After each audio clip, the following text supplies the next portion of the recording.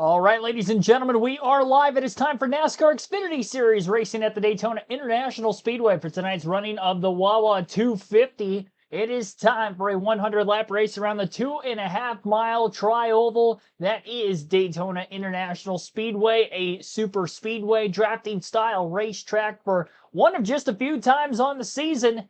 And our second time, of course, on the year in 2025. Appreciate everybody tuning in for this weekend's live commentary stream. Our first of the weekend, from what was going to be 3 streams down to 2, with Cup Series qualifying getting rained out earlier today. Actually, not even really rained out. It was lightninged out due to weather. No actual rain at the racetrack really all day long. Xfinity Series qualifying ended up getting lightninged out. Same thing with the NASCAR Cup Series.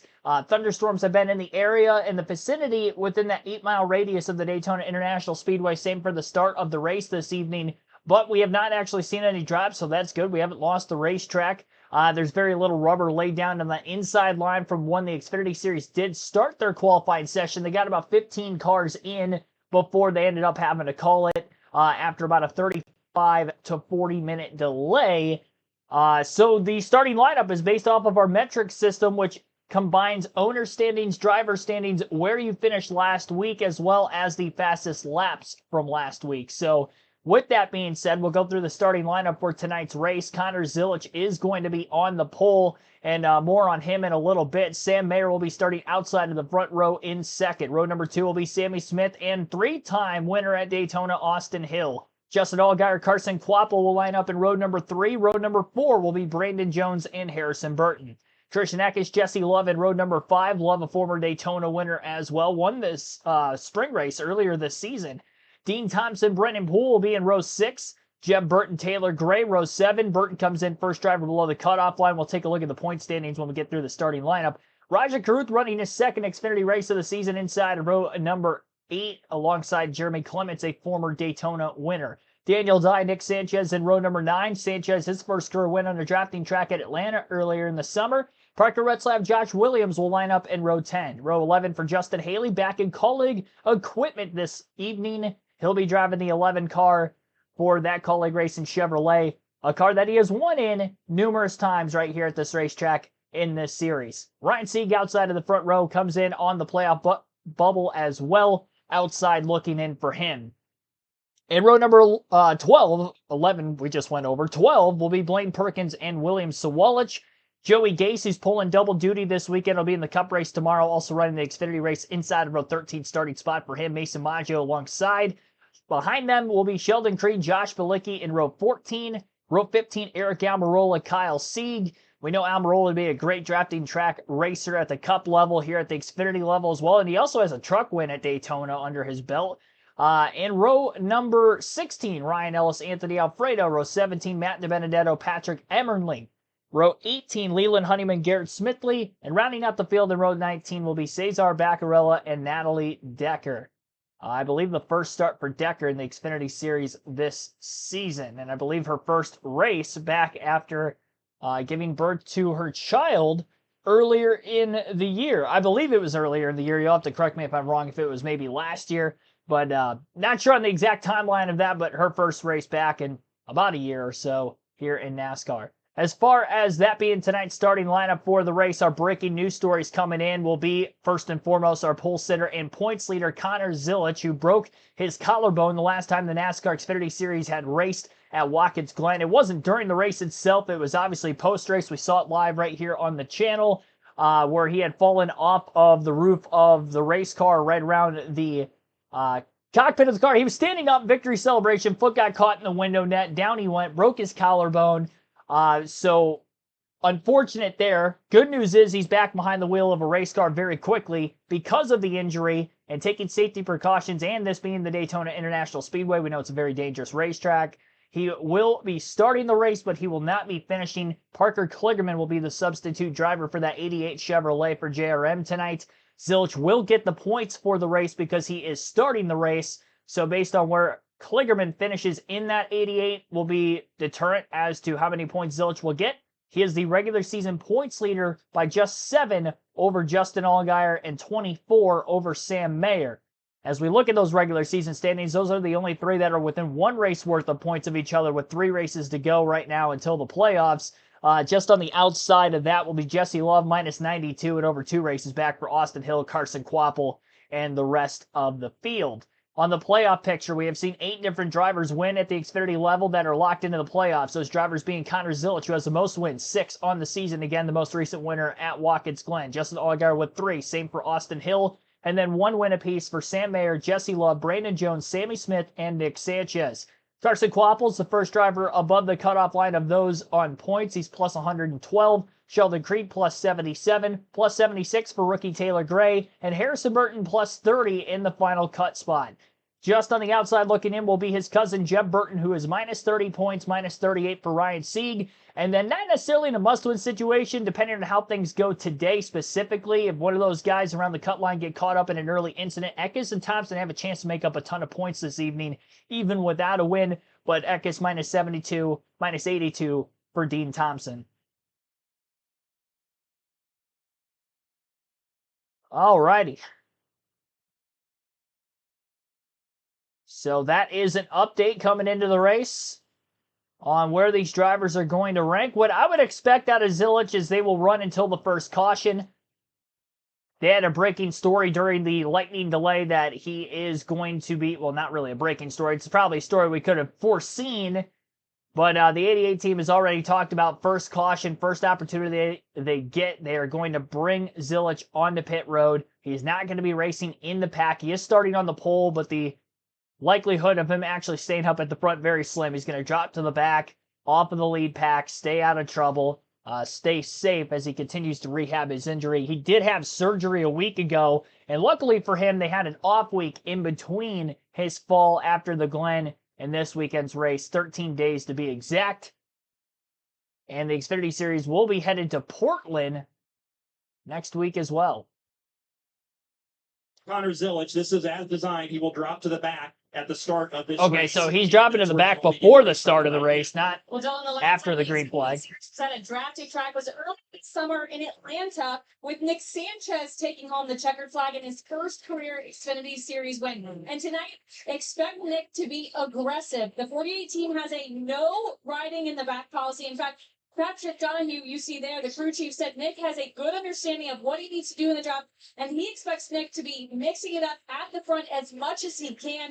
There's no pressure on them to win. They have a win that's gotten them in the playoffs. What they do want is extra playoff points before the championship run kicks off. Nick is a former winner here at Daytona, winning in the Truck Series last year. 48 car, one that we're used to seeing at the front when it comes to the draft in the Xfinity Series. Now, Pep Talk, Team 27. Here's Jeff Burton Radio.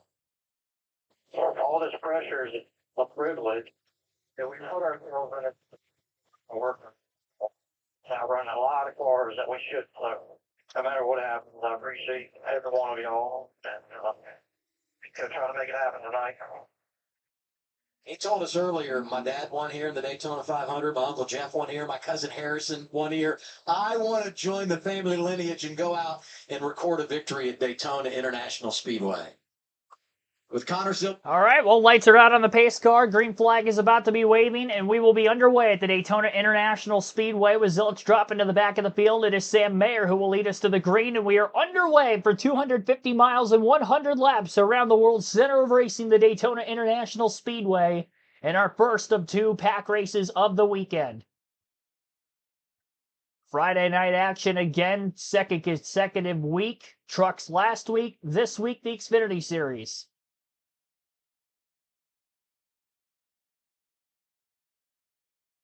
Already very tightly contested at the front of the field with the front couple rows of cars making some bump drafts down the back straightaway. Austin Hill on the back of the 41 on the high side of Sam Mayer. And the bottom, the JRM Chevys of Justin Allgaier and Sammy Smith. Mayer already going to utilize a side draft to the right rear corner panel of Sammy Smith's race car as they race their way off turn 4 to complete the opening lap of action. A little bit of a pull up the high side. Now Smith will side draft back into the tri-oval, and Sammy Smith will lead lap number 1 from the second starting position. Not by much. He definitely was not clear at the start-finish line. And it's amazing how tight to one another the 8 and the 41 are racing down the straightaways, trying not to let one driver clear the other. Mostly 2x2. That bottom lane really only has about 4 cars tightly nose to tail. A couple more tailing just behind him, Dean Thompson and Nick Sanchez, and then that's it. 6 cars on the bottom. They are outnumbered for now, and maybe that will allow for the outside to clear, because down the back straightaway into turn 3, Sam Mayer was clear of the 8 of Sammy Smith. Through the center of the corner, though, Smith will pull right back to the inside of Mayer, and off the exit of turn 4, it will be a drag race back to the line again. Leader at the end of lap 2 once more is Sammy Smith, just over 100th of a second that last time at the line. So a few minutes into the race, 2 laps led for Sammy Smith from the start. Mayer was clear, but he did not try to attempt to pull down to the inside in front of Sammy. Decided to stay on the outside. It's the Sam versus Sammy show at the front of the pack. Mayer and Smith. Got to get the chat up on my phone for a quick second. Give you guys a shout out to those of you who are watching this evening as we're just getting started for tonight's race. Terry Lewis, Dean Tate, Michael Turner, Earl Arnold Jr., Billy Kramer, Wade, Robert Goodrich, Steve, Bam Hall, and many others. Welcome into the stream. Our like goal for tonight will be 50 with the rain delay at the start. So we'll see if we can get to 50 likes by the end of the stream. 1/1000th of a second to split at the start-finish line. Again, it was Sammy Smith leading the lap over Sam Mayer. So a little bit of an advantage to the inside lane car when running 2x2 in this gridlock fashion for the early going. More likely, we will see more than just the 2x2 racing when we get into the race later on today. I don't know if I'm going to say the same for the Cup race quite yet, but we've seen some passing attempts made with these Xfinity cars. There are a lot of stronger cars that are starting further back because of the metric. Jesse Love, who won the spring race at Daytona earlier this season, also had a win at Talladega last year, is outside of row 5 after starting in the 10th spot based off of his finish from a week ago, or well, 2 weeks ago, last race. So Smith now has led the first 4 laps, and I don't think he's led by more than a couple hundredths of a second at the line each time. 0.023 was the split back to Sam Mayer that last go-around. A little bit of a bottleneck on the inside line. Smart move by Nick Sanchez to pull out and go 3 wide to the bottom. That was more of a safety precaution because of how many drivers were starting to stack up in front of him. Not only that split Dean Thompson in the middle, but now Christian Eckes is also 3 wide middle, so a couple rows of that. Jesse Love thinking about going into that middle groove so he can try to get on the offensive side of things and get himself towards the front of this lead pack. He drafts in line behind the 16. Hole closes up a bit between the 25 and the 48. But that Whelen Chevrolet will cram his nose in there still. Not looking like he's going anywhere but backwards for the time being. As Sammy Smith has led now the first 5 laps of the race at the front of the pack. He's side by side down the back straightaway. A little bit of trash on the nose of the 41 of Sam Mayer. Love is able to break out of the middle groove of the racetrack and onto the double yellow line on the bottom. He's still 5 rows out of the lead.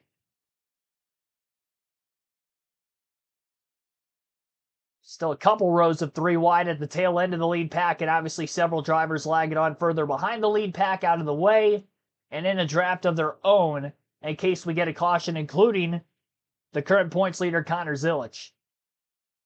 Huge chance for Sam Mayer and Justin Allgaier to capitalize on the race for the regular season championship with Zilisch hanging out at the back in stage 1.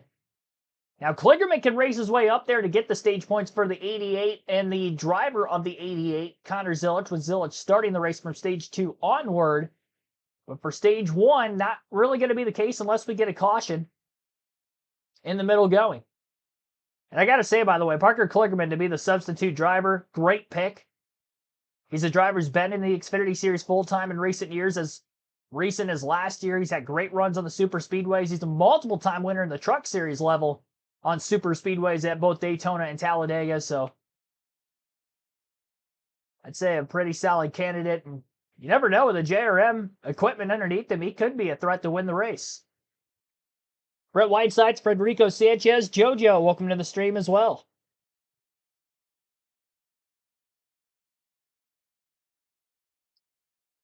We're on lap number 9 of 30, and every lap has been led by Sammy Smith. He is clear into turn 3 this time around. Justin Allgaier's done a great job giving him the pushes needed to stay up at the front of the field. And he'll stay clear again off turn 4, back to the stripe. Almost a 1/10 of a second difference at the line. Probably the largest margin we have seen between first and second at the stripe through these first 9 laps. Top 10 right now is Sammy Smith out in front, Sam Mayer second, Justin Allgaier third, Austin Hill fourth, Brandon Jones in fifth. 6th place is Christian Eckes, 7th for Carson Kvapil, Harrison Burton 8th, Jesse Love 9th, and Matt DiBenedetto up 23 positions already in stage 1 is in 10th. DiBenedetto, another great drafter. He's a full-time Xfinity Series regular. Huge upset win if he can get it done here today. And won a truck race at Talladega a couple years ago. We know he's led a lot of laps in several Cup events on super speedways. Came very close to a win at Talladega back in 2020.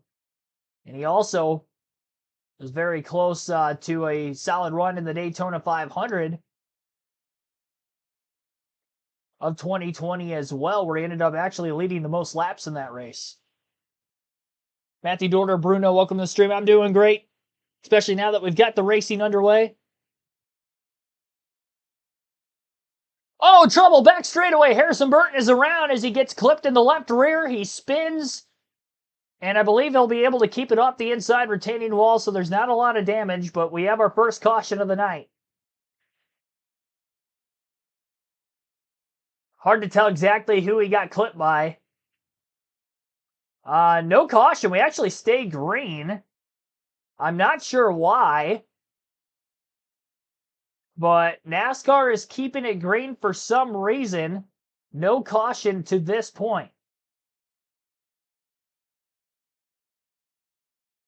So Burton's going to have to try to race his way back to pit road, and him being on the playoff cut line, last driver in, this is a huge deficit if he falls off the lead lap. Front of the pack now, it's Sammy Smith, who has actually been overtaken by a couple of cars. Austin Hill leads the outside lane. Sam Mayer now leads the bottom. And Burton will go a lap down.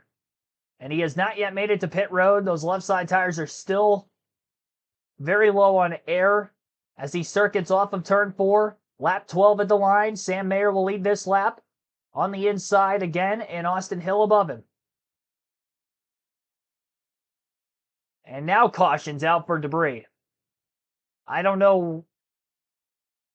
Took NASCAR so long there. I would imagine that debris was laying wherever it was on the racetrack. I mean, it's on the apron. Looks like in 3 and 4. Harrison Burton's already fallen off the lead lap. The good news is he was only 1 lap down at the time of the caution. So now he could get the free pass, get back on the lead lap.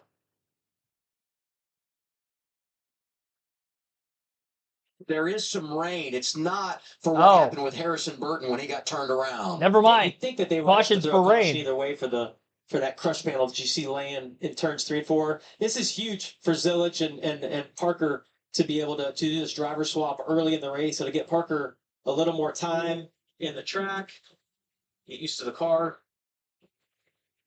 So they're going to work on the car at Harrison Burton. A whole lot going on earlier, and here's how things got away from him. Yeah, this is coming off of turn 2. Check up and see what happens to the 25. Oh, it just looks like it was misjudged. I can't tell who that Matt was. DiBenedetto, I believe, that slid up. You know, he had been really driving through the field, tries to slide up behind him. It looked like, and as you said, just misjudged a little bit. Yeah, misjudged it by a foot or two. That's interesting to see whether they were telling him clear or not. He would have made that move on his own, knowing the speed, you know, that the 25 or the momentum he had on the outside. But yeah, clearly see right there hooks Harrison Burton, and that's huge, Adam. We talked about Harrison having that 30-point cushion on the playoffs. This completely changes his race, because even though, as you see the cow panel blowing off right there, he's got 4 flat tires. It's blown the crush panels out. Surely the splitter's destroyed now. So that car is not going to have the speed that it did before the damage he has right here. So to me, that almost makes Harrison to right on board with Harrison. He's totally not expecting that. He's trying to figure out where that car even came from or who it was. He's just minding his own business. But look at this. I mean, you talk about the advantage coming in 30 points, and now as they run on track, the advantage for Harrison Burton is 8. If you lost a lap, you probably take yourself out of any opportunity to gain stage points tonight. The door is open for Jeff Burton and Ryan Segan. What really makes this painful is the position they could have been in to get stage points because they were running right around the top 10. And here comes the 88 of Connor Zilic. yeah, this will be fun to watch these guys do this driver swap. Everything they've practiced at the shop earlier this week on how they're going to go about this. Connor coming down, pit stall number 1, so he'll drive all the way to the front end of pit road, and this is exactly what we anticipated. To follow the action, here's Dylan Welch. Yeah, and as Jamie said, there was some practice being done by the team earlier this week at the shop. They wanted to actually try and do a little bit of a refresher on this driver change procedure earlier this afternoon. But you see Connor getting out of the race car, and Parker is standing by to climb aboard. They had this process down to about 90 seconds in their practice runs earlier this week. Feel like 2 minutes is the maximum time they're going to get before they go a lap down. So that's kind of their target here that we'll watch as they make this driver change. The seat is basically the same. There's not really even a different insert for Parker as he climbs aboard. A couple pads in the headrest that you saw the team pull out there. And something interesting to note too, both these drivers, Parker and Connor, have lots of experience doing driver changes. They both have both raced sports cars, including here at Daytona and the Rolex 24 Hours. So they were actually helping the team earlier this week, teaching them some of the nuances of making this driver change as efficient as it can be. So Connor is out of the car, as you see on the right of the screen. Parker has climbed aboard. They'll get him buckled in here. And again, the 2-minute time window is kind of their target here. So nothing major to replace inside the car for Parker to get him comfortable. Car has been fitted for him, and he should be ready to go here once all the belts are tight, the steering wheel is on, and he'll be able to take this 88 car to the finish. Yeah, it's great info, Dylan. And I would just tell you guys, I've done a lot of these driver changes by running, from running the 24 hours of Daytona. It never goes as well when it's the race time. All that practice you have in the shop, everybody is just so calm. Once you start sweating, you're dealing with the heat of the car and of the drivers and everything. It's so much different. But as Dylan mentioned, they both have a little bit of a history of doing this. And as Parker gets ready to leave his stall right here, those seatbelts don't have to be perfect, right? He knows he's going to have a little time. He can come back to pit road one more time, stop, get his belt adjusted. If something's not right, come back in and fix it. The biggest thing here is that they didn't lose a lap, and they've got the switch already done. So great job by that whole team. Harrison Burton lost 2 laps with the spin, but they get the free pass here. That's huge. Get one of those laps. That's huge for him. It's huge because we're going to get another caution coming up at the end of the stage. Caution out for a little bit of precipitation, not for this. We'll follow up on all of them when we return. Yeah, we'll keep an eye out if NASCAR brings the cars onto pit road. There's a side-by-side commercial break during this first yellow of the day. Again, raindrops at the track. I could tell from the camera angle that they had facing towards the front of pit road where the driver swap is going on between Parker Kligerman and Connor Zilic that there was raindrops falling. Not sure if it's going to be heavy enough precipitation or not to lose the racetrack. In the event that that does happen, we will have a lengthy delay, that is for sure. First drops of rain on the track throughout the afternoon portion of what we were supposed to have on track activity with Cup qualifying, Xfinity Series qualifying, now the Xfinity Series race. Lightning wiping out qualifying for both series. And then obviously now the start of the race today, about a half-hour delay for the drop of the green flag. Slight precipitation bringing out our first caution. Ace Alshire, welcome to the stream.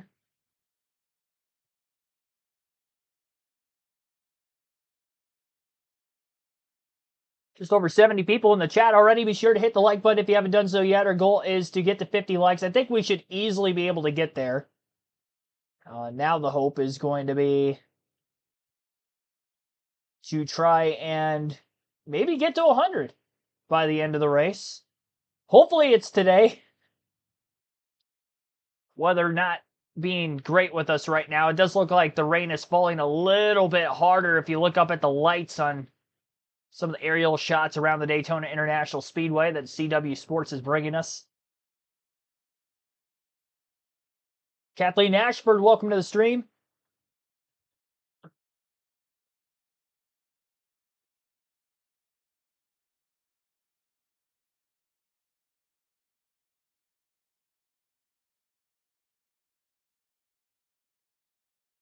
See if NASCAR is going to keep the cars out in the track at least another lap here. It doesn't look like they're bringing them to pit road this time through the tri-oval, so we'll complete 15 laps. To make the race official, we would have to get either halfway or the end of stage 2. Halfway would be first, which is lap 50. We won't get to the end of stage 2 until lap 60. Stage 1, stage 2, both 30 laps. Stage 3, 40 laps in length for this weekend's race. Trailhead Motorcycle Insurance. Visit Progressive.com. Toyota. Let's go places. And by Golden Corral. Golden Corral honors our nation's hero. Halfway through the opening stage for the NASCAR Xfinity Series here in Daytona, getting a little rain, so we're under caution. A whole lot happening in the first 15 laps. Let's get an update, Team 88, and send it down to Dylan Welch. Yeah, and ultimately job done today for Connor Zillage. Took care of the race car and has turned it over now to Parker Kligerman. So with the belts tight and everything feel okay for you inside the cockpit? Yeah, it all felt good. You know, as I expected. I just, like I said before, it's just not worth the risk to put myself in danger of having a big wreck and you know, re-injuring something that's so freshly injured. So yeah, I mean, I'm glad that I was able to hand it to Parker. There's not many guys I'd rather have than him. So yeah, I'm excited to watch him. Obviously sucks getting out of a car that's as fast as Xfinity Mobile, and I know is capable of winning the race, but I got confidence in Parker that he'll do a good job. Well, that's what I was going to ask. You've seen somebody else drive your car from the start of the race to the finish earlier today. Was it tough to get out of it and watch it drive away, not being behind the wheel of it? Yeah, I was kind of thinking about it. Like earlier this week, I was like, man, this is going to be, you know, I know that I'm not good enough. And you know, today came and every day I started feeling better. And I was like, man, I wish I could just stay in. Nobody pulled me out, but, you know, it's part of it. It shouldn't be part of it, but because I fell off my race car, it is part of it. So, yeah, you know, I'm glad that I have a team that sticks behind me through it all. And, you know, fortunate to have a car that's really fast. And I know Parker will have fun driving the WeatherTech car, and hope he does well, and I'll be cheering him on. This kid's always in good spirits, and he'll do the team proud, cheering his own race car on the rest of the night tonight. I can't imagine how hard that is to get out knowing that you feel okay, but I would just say that big picture, if you think about the championship and where we're going next week to a road course where we've seen him be dominant all year long, it's the best decision. I mean, you look at some of the wrecks he's had at Daytona earlier this year, at Talladega, big hits, great decision by him as we see Jesse Love and Sanchez coming down pit road here. Yeah, Progressive pit road is open and a few takers. We start with Kim. Yeah, including Nick Sanchez in that white and orange 48. It was entry and exit very loose. So loose, in fact, Nick said I almost lost it a couple times. This will be a bit of a longer stop only because they're making significant adjustments on the race car, Dylan. Same for the 2 car of Jesse Love. Reported early in the run he was all over the place and then doubled back and said he was all over the splitter and had no rear grip, which was causing him, as you would expect, to be loose. So they'll make a chassis adjustment. You saw that at the right of the screen. 4 tires and fuel for the 2 car. And here's what I would say. You pit here, and then you could likely run all the way to the end of the second stage on fuel with those caution laps that you get at the end of stage 1. So a little bit of a strategy play here, in addition to the fact you need to button up your race car and get it where it needs to be. Or the 88 has executed the driver change. Connor Zillage is out. Parker Kligerman is in. They executed perfectly, staying ahead of the curve. They're very much in the game here at Daytona International Speedway. Staying on the lead lap was a big thing with that. Harrison Burton, on the other hand, fell off of the lead lap because of the early spin. He does get the free pass to get one of his 2 laps back.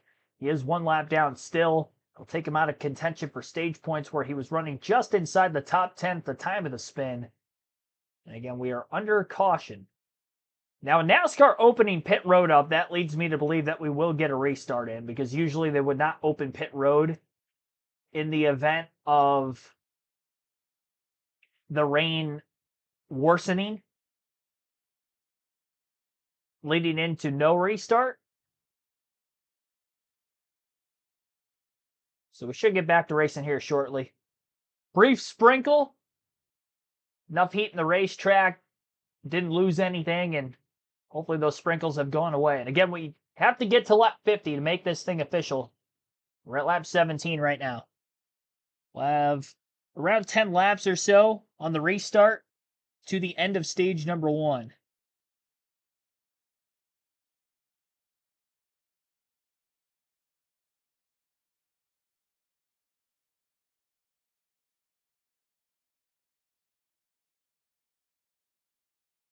Yep, Chicagoland 4th of July weekend. Next season.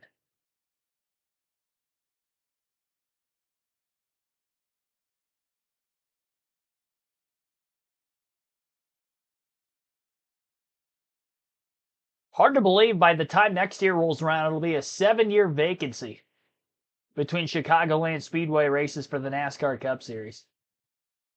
It's hard to believe it was that long ago. I was at the last race at Chicagoland Speedway 2019. It was the only time I was ever there. Great racetrack. And with this next-gen car having the best of their races, it seems like on mile and a half, so I think it's going to be a lot of fun. Especially in the middle of the summer. It's going to be hot. It's going to be slick. Should be a great, great race. And hopefully we have a great race here tonight on a hot, slick racetrack. Pretty calm start for the most part outside of the Harrison Burton spin. And then obviously now the caution with the light rain. But should get back racing here shortly. 2 lead changes to start the race today. Sam Mayer out in front for the time being, leading laps under caution. Sammy Smith is in second, Austin Hill third, Justin Allgaier fourth, Carson Kvapil rounds out the top 5 and 5th. 6 is Brandon Jones, Christian Eck is 7th, Matt DiBenedetto 8th, Taylor Gray 9th, Leland Honeyman 10th, Anthony Alfredo 11th, and William Sawalich rounds out the top dozen in 12th. 37 cars on the lead lap, and again, Burton a lap down in 38th.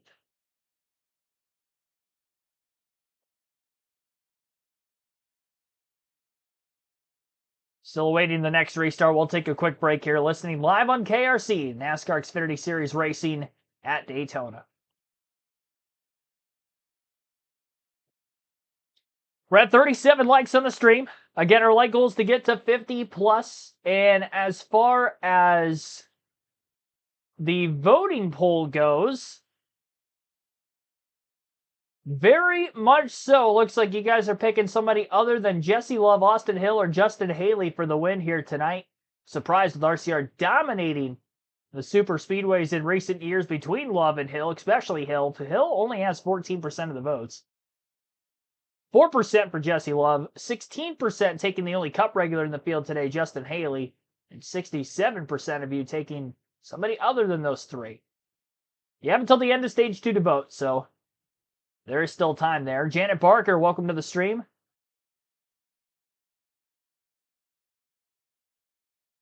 NASCAR always manages to waste a beautiful day, race at night and rain.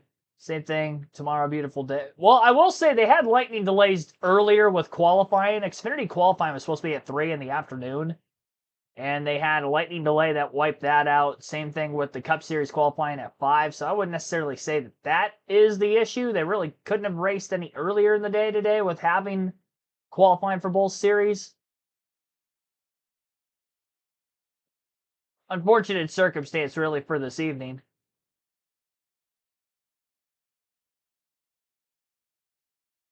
Yeah, we're fine. I know.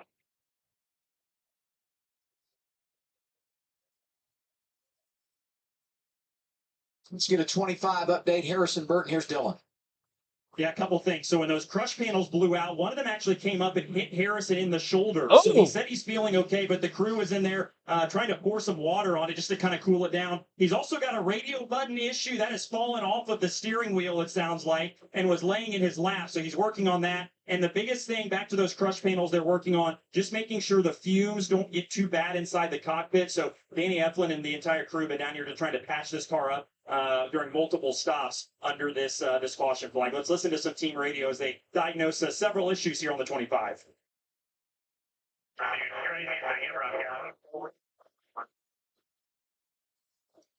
I can see you look like you're grinding on something at work. Yeah, sorry. Boy, these images, him Look at his pouring the eyes. water, yeah, on his eyes. It's almost like his eyelids are stuck shut. You see him trying to get some water on there. Simply Safe bringing you this onboard Oh my look at the gosh. glove off. He's pouring the water in there. Just incredible stuff that you're seeing with that Simply Safe onboard camera. You got to think that when that crush panel came out, the tire cut down, there's fabric off the tires, the debris off the track, that some of that somehow he said it got in the back of his neck, but it also obviously has gotten up in his helmet. Maybe some of those shavings have gotten in his eyes. NASCAR did add a lap before we return to the green flag, so it's going to be a couple of minutes here before we get racing again to end the stage. That's going to be hard. I mean, you have to have perfect vision. You're constantly looking way ahead, making all these split-second decisions.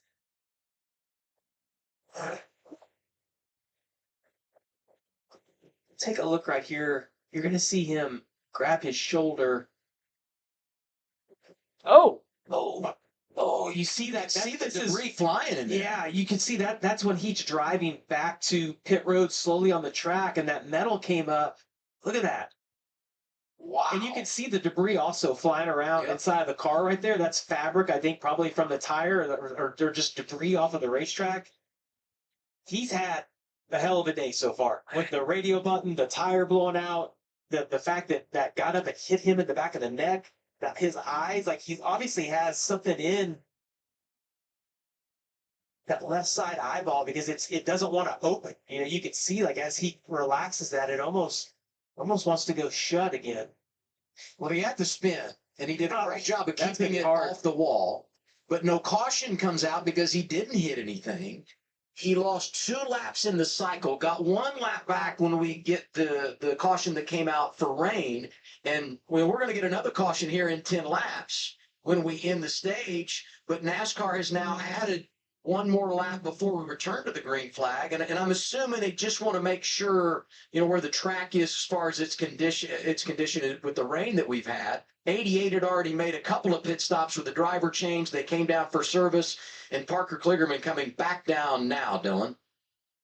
Yeah, and as you guys talked about, they did pit once just to make that change, then came down and made the regular kind of routine service. They couldn't do that.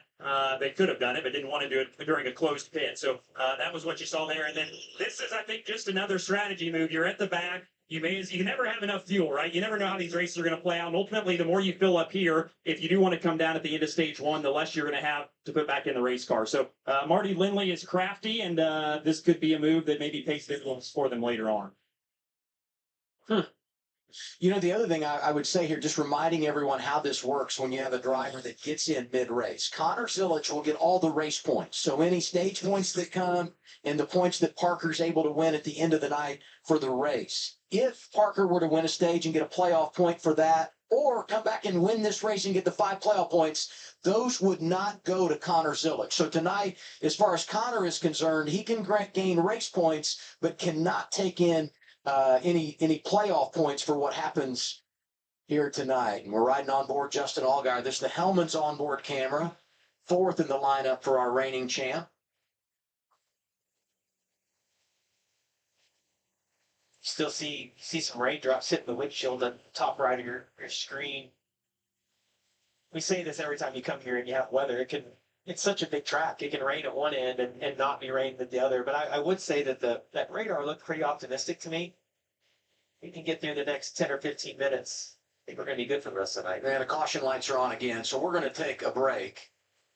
One of the best ways to keep the track in a heated condition is with these cars out there. If you don't get a heavy rainstorm, just some light rain, keeping us under caution here at Daytona. looks like a red flag has been displayed here at the Daytona International Speedway for rain. They tried to log in as many laps as they could there under caution. They gave them 1 to go about 3 different times, but it's like the rain may be worsening. And hate to see it.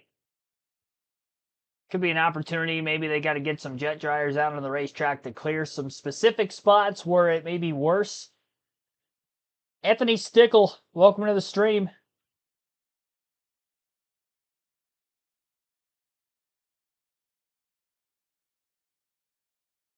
Move the camera to the TV. I can't do that. If you're talking about my camera, no, I can't just flip it around.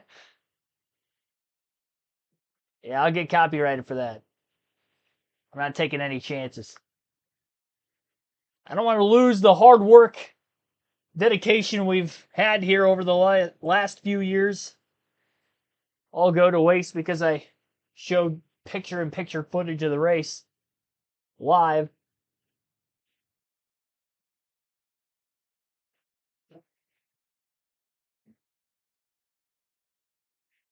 I'll wait till they come back for commercial, see what the official word is.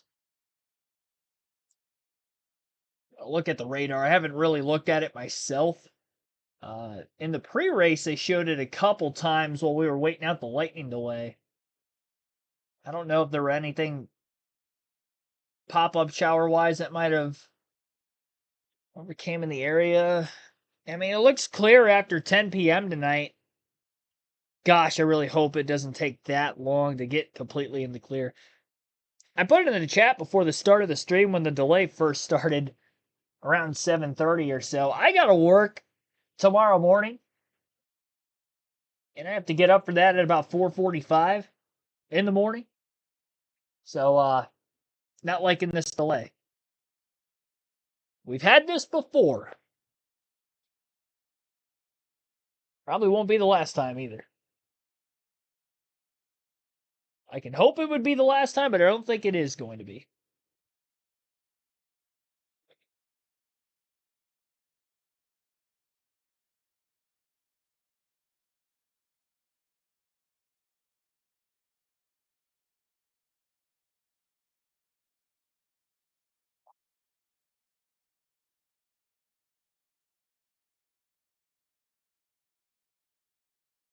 I just saw an ant crawl into my right, and I don't know where it went.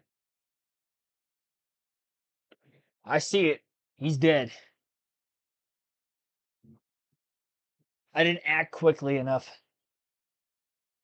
Probably crawling on me here in a second. CW Sports coverage of the NASCAR Xfinity Series is brought to you by GoodRx. For simple, smart savings on your prescriptions, check GoodRx. Toyota, let's go places. And by Credit One Bank, NASCAR American Express card. I felt like a real genius because we're going to break, and I said, one of the great ways to keep heating the track when you're getting some race, leave the cars out there. And just as soon as I say that, we go to break. And our first caution of the night is turned to red. They brought everyone down pit road. And you can see the AMR safety team has gone right over to Harrison Burton to check on him. This is something we've never seen before. The debris inside the car and the discomfort that he was experiencing there. Yeah, they obviously saw the same thing we did where, as he was rolling around trying to get back to pit road, the tire is flat and the rubber starts going off the tire, and you see it's tearing the crush panel out right there.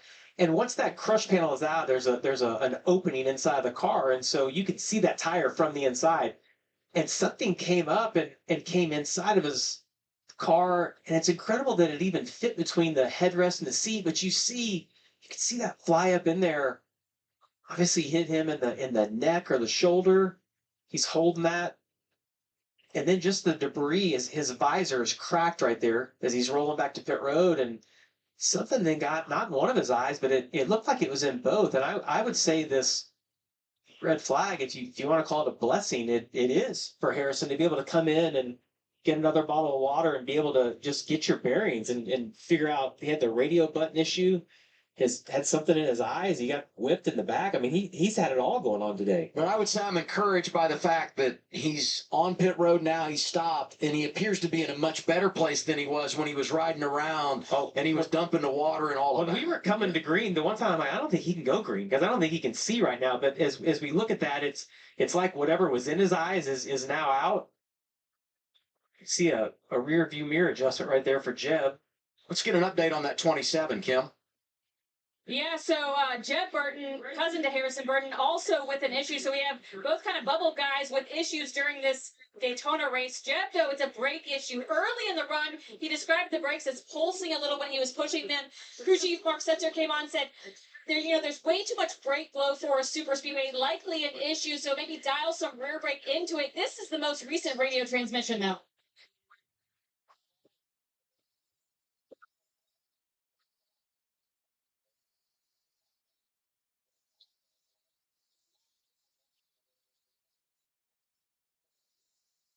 Well, you wouldn't use enough brake here to make the rotors glow. I mean, you might use a lot of guys will not roll all the way out the throttle, use the brake as you're managing the draft and those gaps that you have, but he's not going to use enough. Like, there would be a brake issue if the rotors are glowing, like whether it's a caliper sticking or a master cylinder not releasing.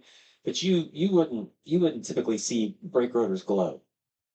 Great view of Jeb just sitting in the race car there and probably collecting his thoughts and putting a plan together in his mind before we go green. And you can see everything going on there inside that race car, courtesy of our state water heaters onboard camera. And I'm just thinking about the situation for Jeb, what Harrison's dealt with. And then I go to Ryan Sieg, right? Because so many factors coming into tonight that you knew this was the race. Those drivers could win, lock themselves into the playoffs, or you can have the craziness happen like what we're seeing unfold and open the door for someone to have a huge gain from a points perspective. Well, and as Harrison had his issue, I was in my mind thinking there's a long ways to go. Like he's not out of this yet, because all it takes is Sieg or Jeb to get caught up in a wreck in the next stage, and he might still have his same advantage going into Portland next weekend. But man, the stress of points. I mean, you work all year long, and here we are, 3 races to go, and Harrison just not doing anything wrong gets wiped out from the misjudgment of Matt DiBenedetto on the backstretch, and that results in everything else that's happened over the last 10 minutes to him. And then the fact that it looked like Jeb was sitting in a good position, and now he might have a brake issue. I think I'd rather be in Harrison's position, knowing what I have versus the unknowns of what Jeb has with possibly having a brake issue. As we sit here under the red flag at Daytona, we remind you WWE NXT is the baddest brand in sports entertainment with the best female division.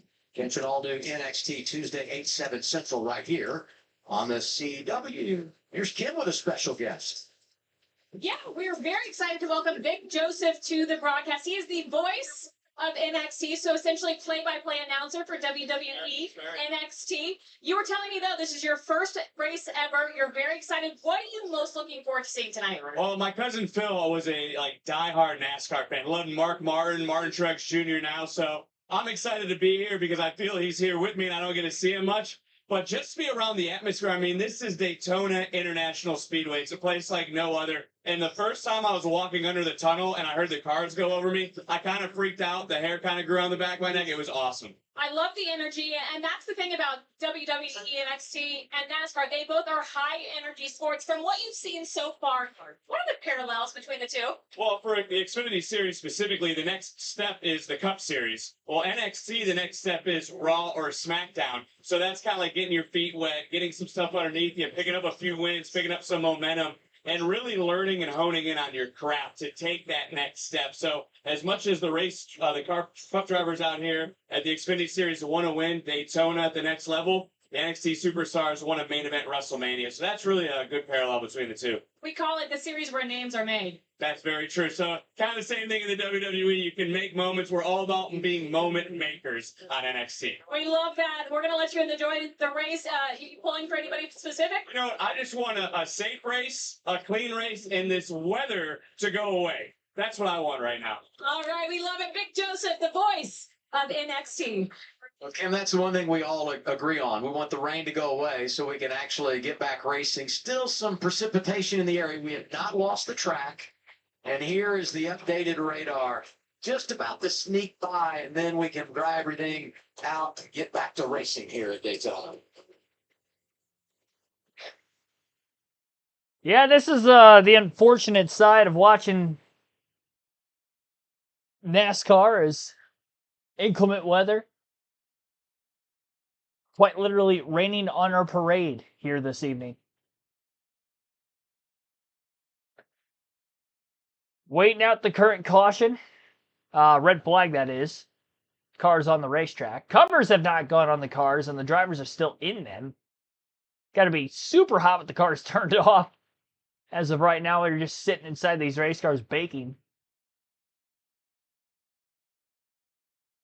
At least if you're baking under full speed, you're kind of not really thinking about it as much. In this instance right now, you're definitely thinking about it. Had quite a few laps of caution before the red flag came out. 9 laps of yellow specifically. We're on lap 21. So that means we had 11 green flag laps. 12 that is. 12 green flag laps. Had the caution. We've been under yellow ever since. Gonna have at least 1 to 2 more caution laps by the time the red flag is lifted before we get back to racing. Goodness. All for rain. NASCAR was trying to hold these guys out there for as long as they could. I don't think they wanted too many laps to tick away under a yellow flag instance, especially with the end of the stage coming. I would assume is why they ended up bringing the cars onto pit road, because we're already down to 10 laps to go in stage 1.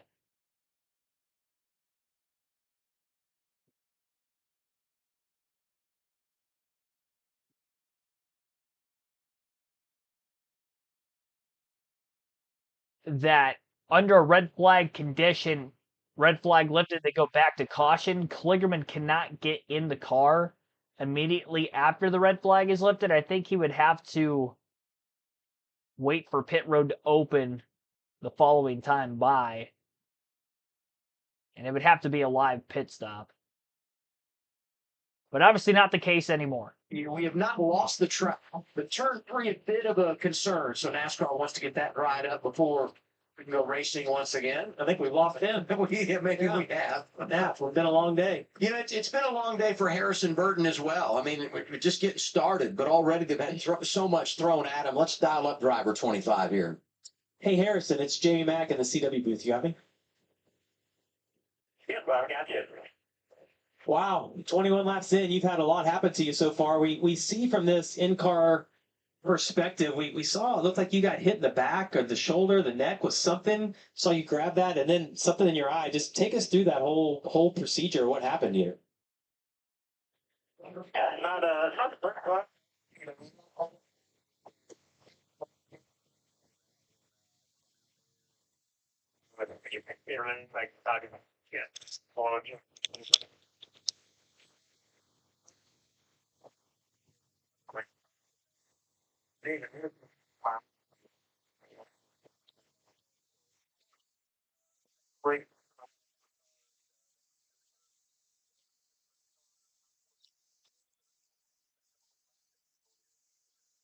How much damage do you think you have to your car? I mean, obviously the crush panels are blown out. Do you feel like you drug anything off as you got back to pit road? I mean, where do you feel like you're at right there?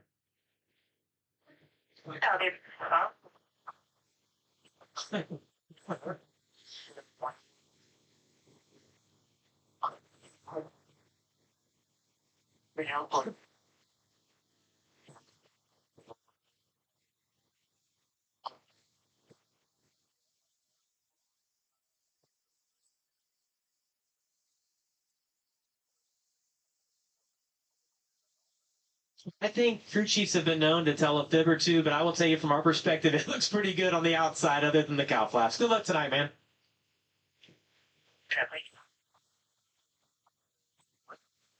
You drivers always hang together, but I do want to give some love to Danny Eflin, who's been a tremendous leader for this team. He and Harrison both.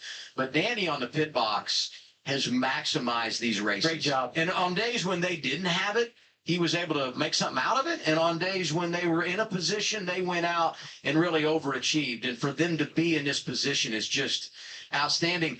And, you know, he's racing for a playoff position with his cousin Jeb. We've talked so much about it. Listen to 27 radio talking about what's been going on with cousin Harrison. I will say Harrison will get a little horse shook. He wrecks at Indy. Doesn't hit anything. He wrecks in front of the whole field at Daytona. He doesn't hit anything. It's a look at little. We're talking about a race like for a year.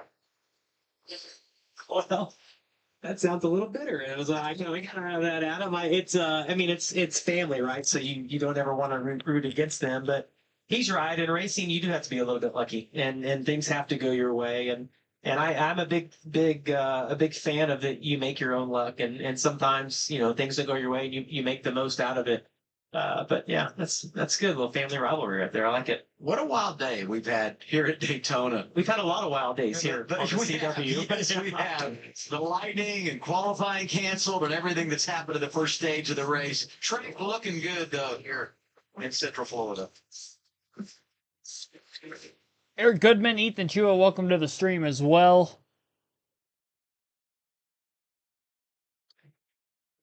Yep, waiting out the red flag. Jet dryer's in turn 3 right now. If you're wondering why we are under red, turn 3 area of emphasis with the bit of rainfall that we did see.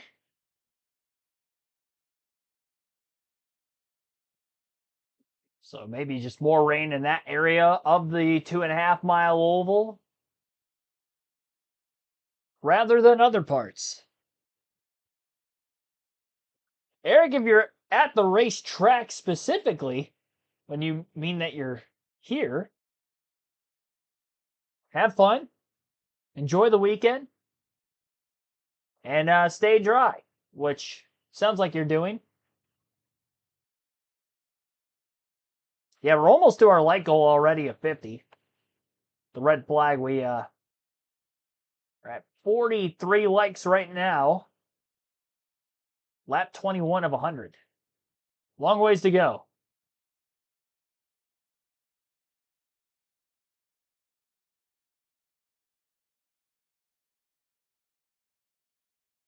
Christopher McComas, welcome to the stream. Yeah, Humpy Wheeler passed away earlier in the week.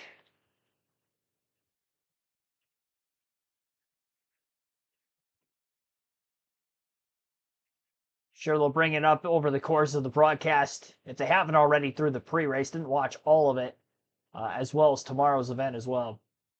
Our big news this week for the Xfinity Series 2, beginning in 2026, O'Reilly Auto Parts will become the entitlement of NASCAR's rebranded developmental series, the NASCAR O'Reilly Auto Parts Series. And guess what? Speaking of 2026, next season schedule has officially been released as of this week with additions of San Diego, Chicagoland, of course, Rockingham also going to return for the second season in a row. And of course, the big change, the championship going to be back at Homestead, Miami. And it's also been just a wild 2 weeks for Connor Zillage. He's been in PT twice a day, told me that earlier this week since getting that collarbone repaired. Of course, he was cleared for full range of motion just on Thursday, but we did see him get out of the car. Of course, Parker Kligerman now in the car. He's going to be sitting there cheering on his team. You got to think there's always a risk of big hits at drafting track.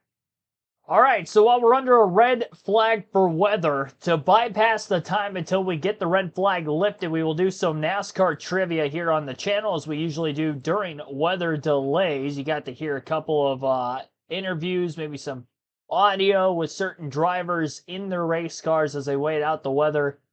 Jet dryers, again, are in turns 3 and 4.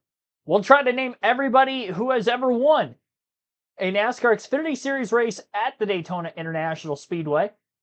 And as far as this quiz goes, it is up to 2023. So it does not look like they have the 2024 races, both of them last year and 2025. Now, Jesse Love won the spring race earlier this year.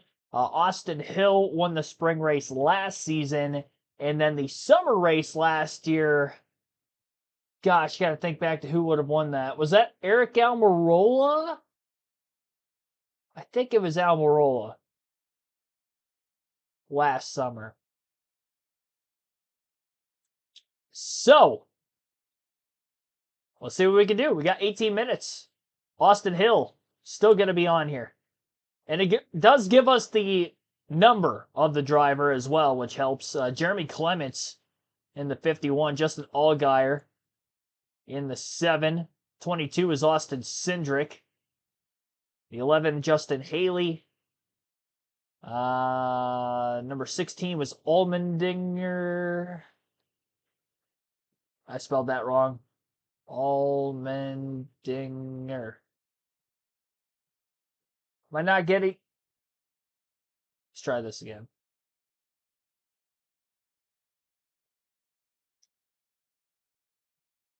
Did I just put AJ? I'm confused. Why is it not giving me Allmendinger? Was it Chastain? I know he's won here before. He was in the 16. I thought AJ's won here before. All right, well.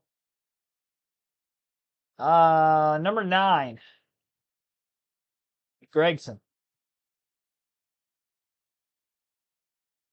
42 is Tyler Reddick. Oh, he was in the 9. My bad.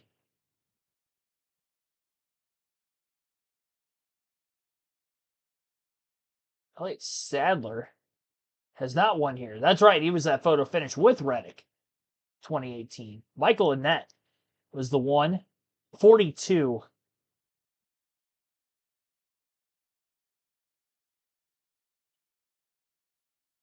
That wasn't Larson, was it? Boy, it was? I don't remember Kyle Larson winning an Xfinity race in Daytona. That was the only driver that came to mind with the number 42. All right. Ryan Reed. He's won here twice. 88. Junior Motorsports. Casey Kane. He was in the 5 at JRM. Okay, so he won there. Chase Briscoe is the 98, right? Nope. 98 that year. Gosh, 2016. The 2010s Xfinity series is tough for me because I didn't watch a lot of it. Austin Dillon was the 33. 98. There's another 9. Yeah, Busch is definitely on here. Kyle Busch and Kurt Busch. Tony Stewart's on here a ton. Earnhardt is going to be on here a ton. He's looking all that. Dale Jr. and Sr. Oh, man. Regan Smith. Eric Almirola was the 98. Thank you, chat. I do remember that now. 88. 2016. Wasn't Bowman, was it?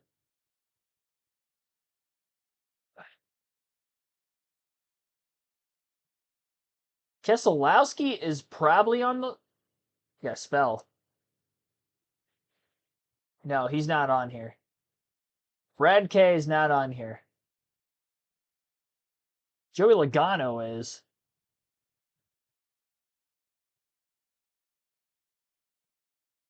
James Buescher.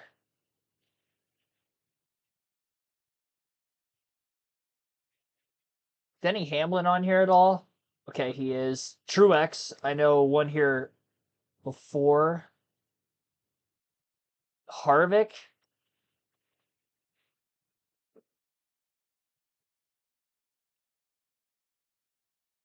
Elliott. Chad's saying Elliott. Chase Elliott was in the 88. I don't remember that. I do not remember that race.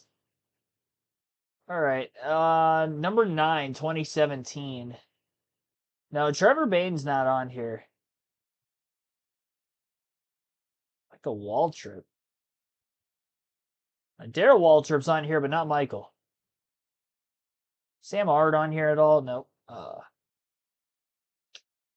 Randy LaJoy. Few times he's on the list in the 90s.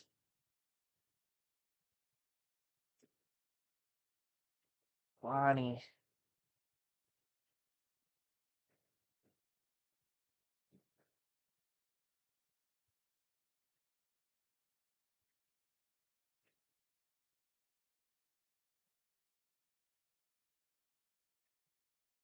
Nemechek might have been that 87.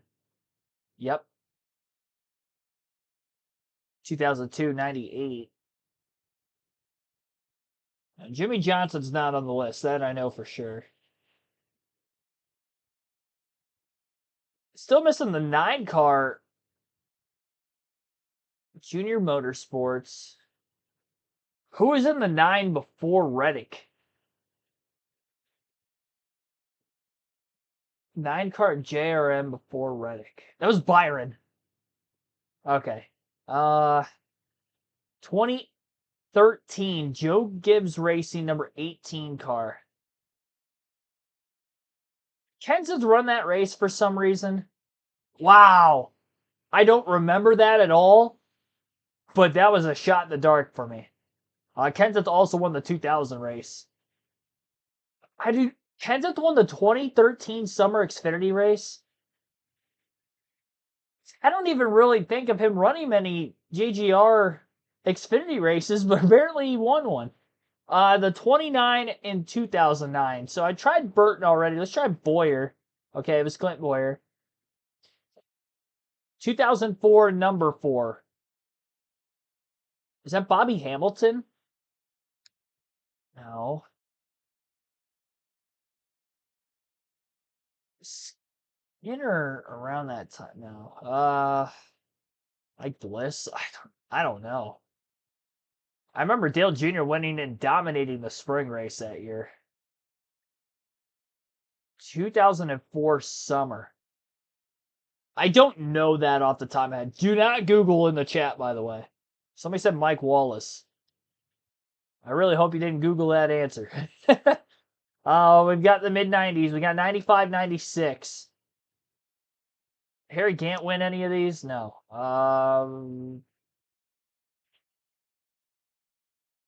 Might be thinking too far outside the box with some of these.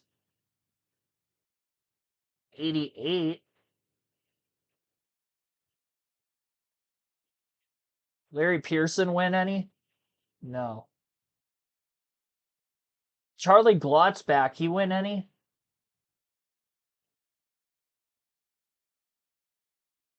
I really hope I spelled his name correctly. Chad Little. Somebody in the chat put Chad Little. 95 for him. Xfinity race winners at Daytona, by the way, is the quiz we're doing to bypass the red flag period for rain.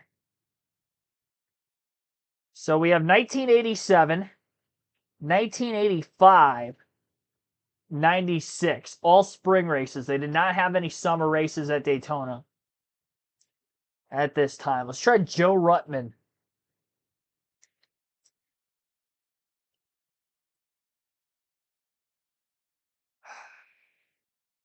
Strickland?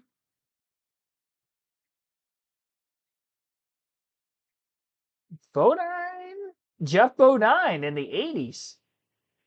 See, I don't think of Cup guys like, but they were running and winning a lot of them. I mean, it was all Cup guys. Earnhardt, Waltrip, Bodine through the 80s, and Allison. All Cup guys. I'm talking Jeff Bodine and Bobby Allison, Darrell Waltrip. All right, 1996.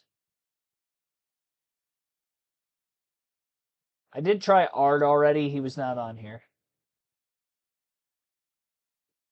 Number 29 car.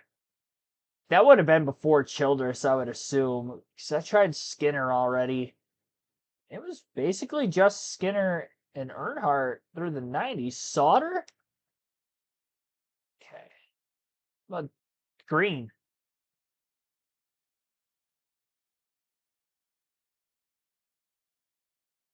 Kevin Grubb. I thought David Green might have popped up there. Grissom? Steve Grissom? There we go. Well, that was easy. I thought we could have gotten a perfect score because 18 minutes felt like a lot of time for only 64. Usually we get 18 to 20 minutes when we have like more than 100 names. But yeah, 64 for 64. Xfinity Series Daytona quizzes. So let's see what other Daytona quizzes we have. Whoa. Let's go NASCAR, Xfinity, Daytona. So we did winners. Summer race top 10s. This is going to be so hard. Oh my gosh. We only have 12 minutes for this. See, now that doesn't make any sense. Why do we get less time for this one? I guess it's not as big of a sample size. So this does not go up to 2023. It stops in 2017. which is not good for me because, again, those 2010 NASCAR Xfinity Series, like, other than the guys who are in the Cup Series now, I don't know anybody else. Like, a lot of the back markers, and there could be some. It's Xfinity Daytona. So, 160. We have 12 minutes. 2002 to 2017. Again, this is only the night race. 2002, I believe, was the first night race at Daytona for the Xfinity Series. Still under red flag. Jet Dryer's still on the racetrack. So we'll see if we can go perfect again. We got to get the winners. Chase Elliott. Okay, so he won the spring race, not the summer that season. Earnhardt. Truex. That was a spring race, I think. Well, now I'm confused. It did say summer on the quiz. Okay. I thought Truex won the spring race of 05. Maybe he did. Harvick. Kenseth, because we did see that already. So we should get all the winners. Go William Byron. Reddick, although that was spring. Larson was the summer, right? But that was 2018. Well, it goes 2017. He's still on the list. That's all that matters. Tony Stewart won here a ton. But most of those were in the spring. Actually, all of them were in the spring for him.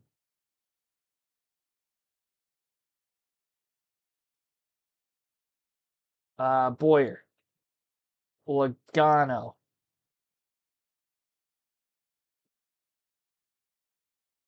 Ryan Reed. Both of his wins were in the spring. Casey King.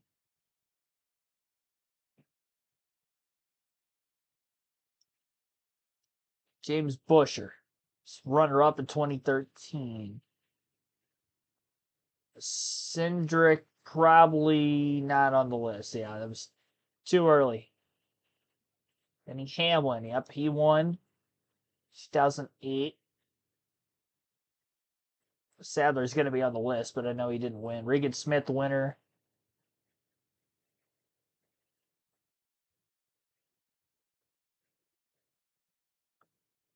Trying to test our short-term and long-term memory here. 2004, shoot, who did we put for that?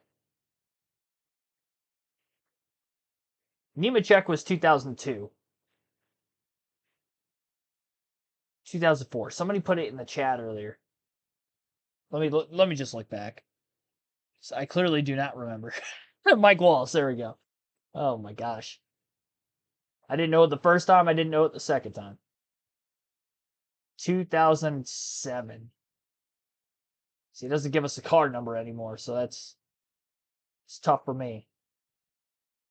15, 16.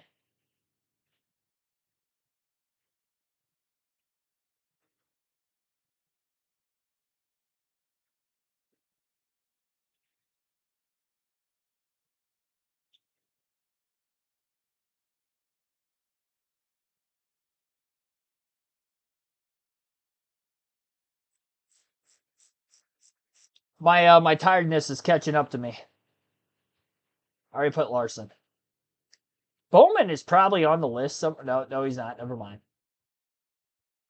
Almirola. There we go. 2015. Austin Dillon.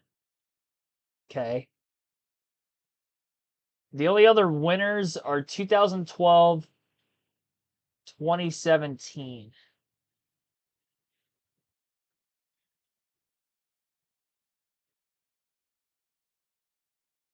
I already put him. I just put Burton.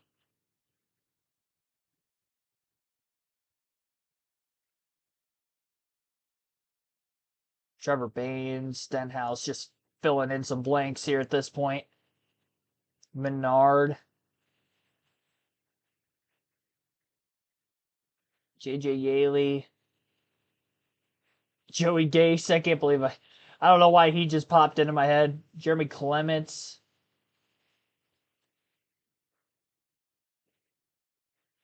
This is before Austin Hill, but Timmy Hill's on the list. Parker Kligerman on here? Nope, not yet.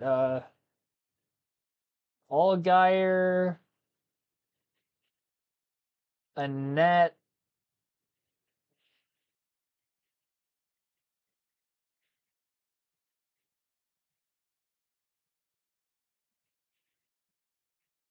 Let's go Green, Vickers.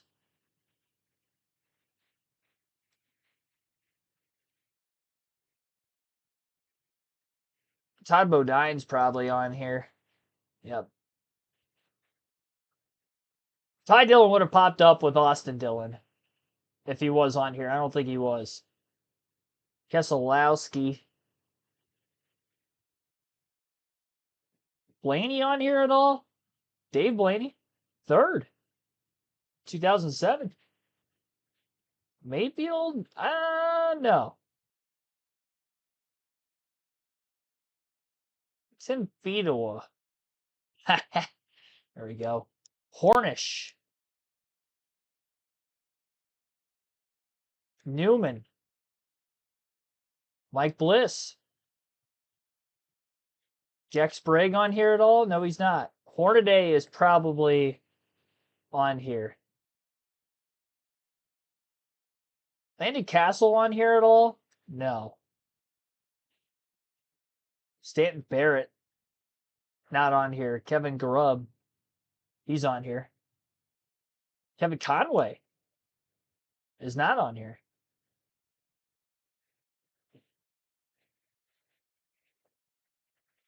Chad, if we get a perfect score on this one, that would be insane. Still have 60 names to go. There's no chance. We have less time for this quiz, and this is a way harder quiz. Casey Mears. Reed Sorensen. David Stremme. Tony Raines. David Rudiman. Got to be quick with this. He's not on here. McDowell.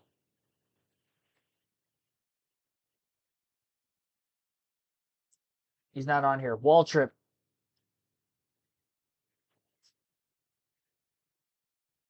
I'm trying too hard now. Derek Cope on here at all? Nope.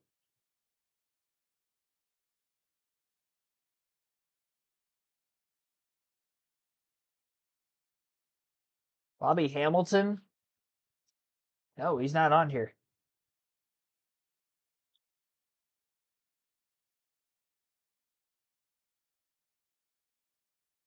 Guys, I needed a 2007 winner still. Bush. Thank you for that. All right. I got quite a few. Kurt Kyle.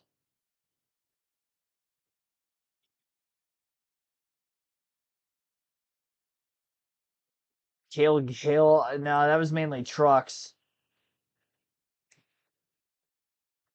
Did Gerhardt ever? I don't know how to spell his name. Let me pause it for a quick second. Bobby Gerhardt. I don't know if it's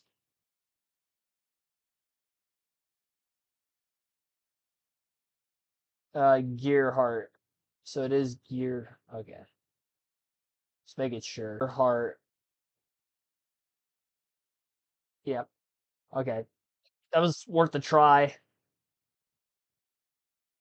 Justin B saw Mike G, by the way. Thanks for tuning in. Red Flag currently doing some NASCAR trivia to bypass the time. Anybody who's had a top 10 in the summer Daytona race for the Xfinity Series.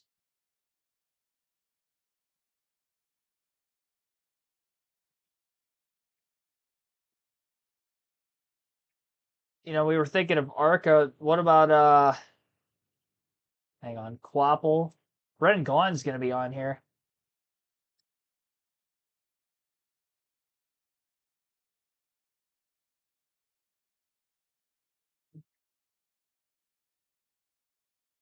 Speed.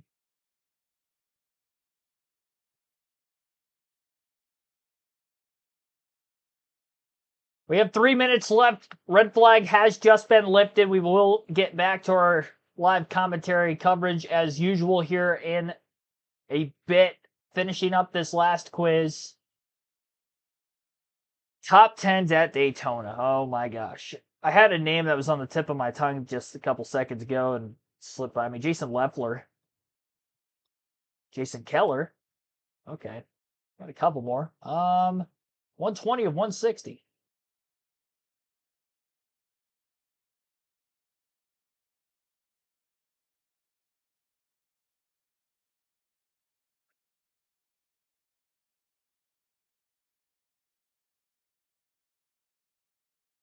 Jimmy Spencer? Jamie McMurray. Okay. Montoya on here at all for some reason? Ambrose? No, why not? Why not try it?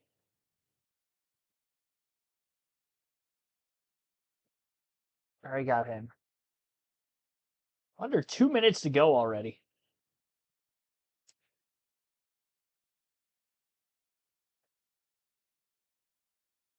Robert Presley.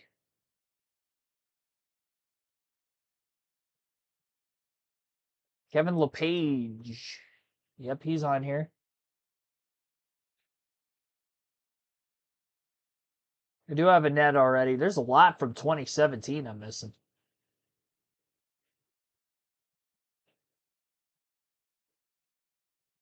Already have him.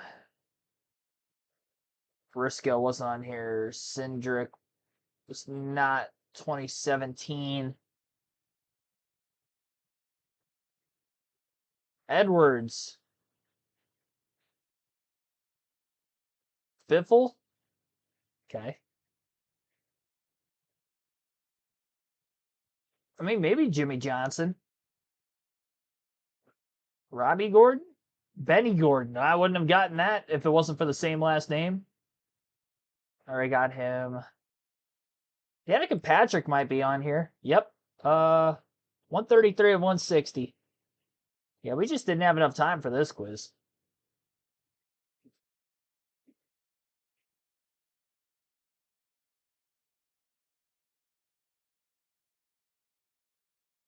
Rip Moffitt. Oh, yeah. Nope. Stephen Light?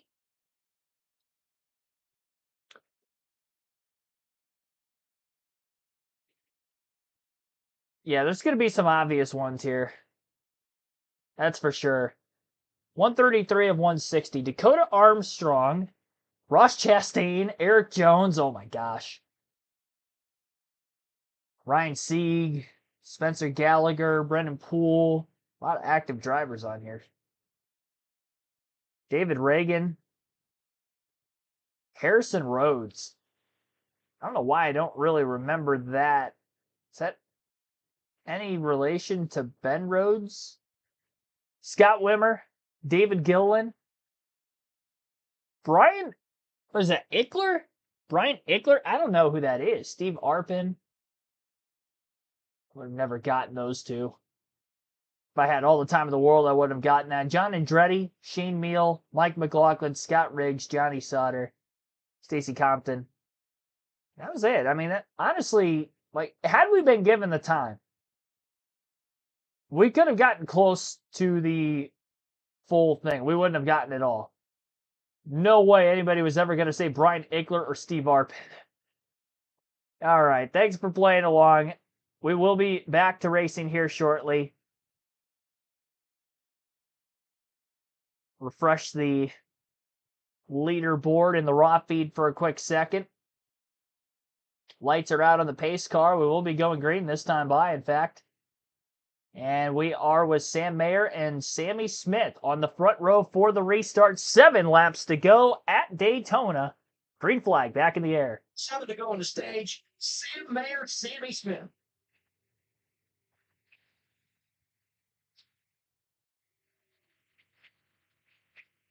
Those front 4 guys all locked together, trying to get an advantage here. Saw this on the last start. Took multiple laps for that to get sorted out. We only get 8 laps to get 7 laps to get here for the end stage. Alden, we know racing the regular season championship, wants to get as many stage points as he can right here. Got his teammate right in front of him, Sammy Smith. Sammy Smith got to win at Rockingham. Wants those points. Take everything you can get. Same for Sam Mayer. We got the win. I think the intensity for all these guys, if they think they're only going to race to lap 50 or halfway of this, is going to pick up. But we got to get to the end of the stage first.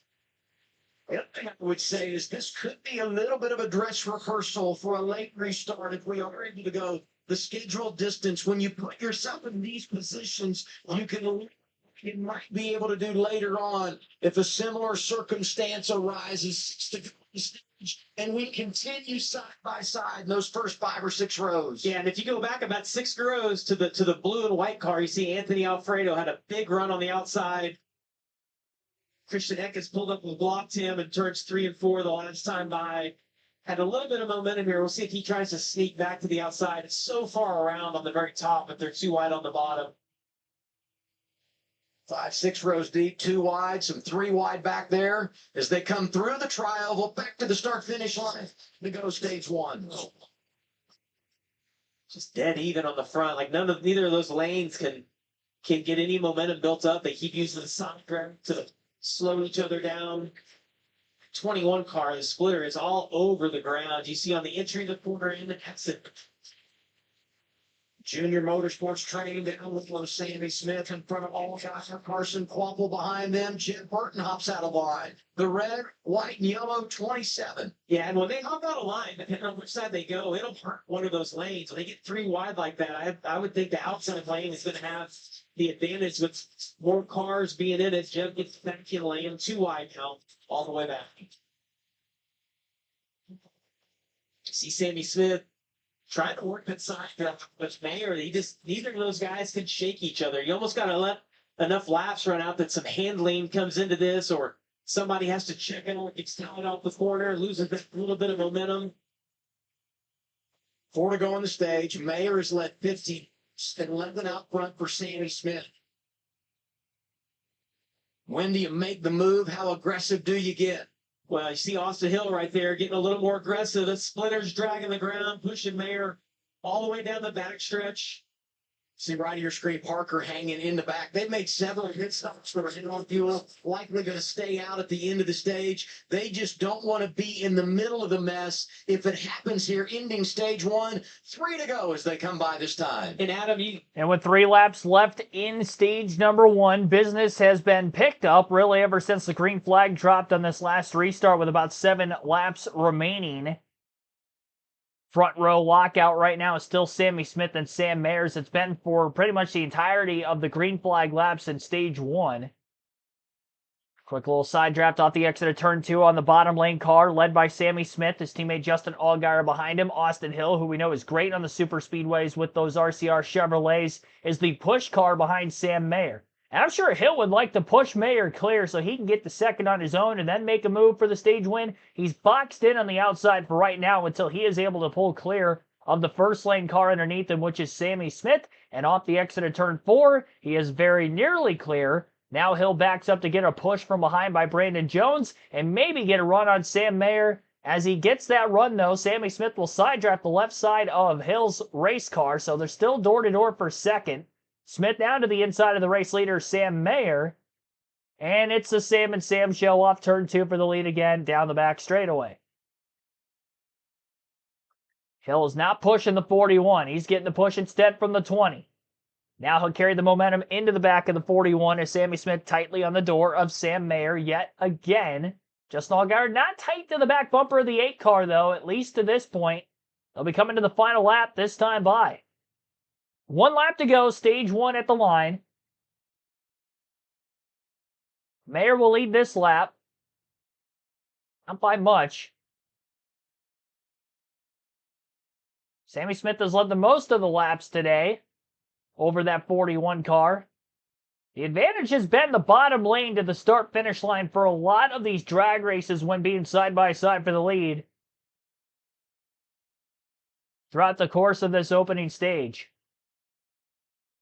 Jeff Burton pulling out of line, making a move to the bottom. A couple other drivers also swinging to the inside. Blocks along with it. One car gets a bit sideways into turn 3, and we have trouble at the back of this lead pack. Couple cars are around the 54 of Taylor Gray. has spun. The 48 of Nick Sanchez involved. Caution flag is out just before the leaders get off of turn 4 and work their way back to the start-finish line.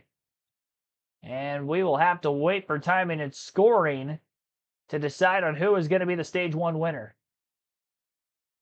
It is not like the last lap of the race where the field is frozen at the time of caution. They will go back to the last scoring loop to dictate the running order. Carson Kvapil with some damage. Mentioned Taylor Gray was in the spin. There was a couple others who might have had damage as well.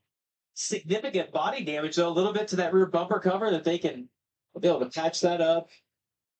He has a flat tire, too. I see a little bit of smoke. They just couldn't stand it, you know? I mean, Well, and that's what, right? I mean, that's the last lap. You get that little bit of a run and you take it, and once they get 3 wide, it's such a different race. They were so disciplined for all those laps leading up to it. I mentioned, you know, when you're paying points into Stage 1, into Stage 2, or ultimately the end of the race, it's the time of caution and who's leading at the time of caution.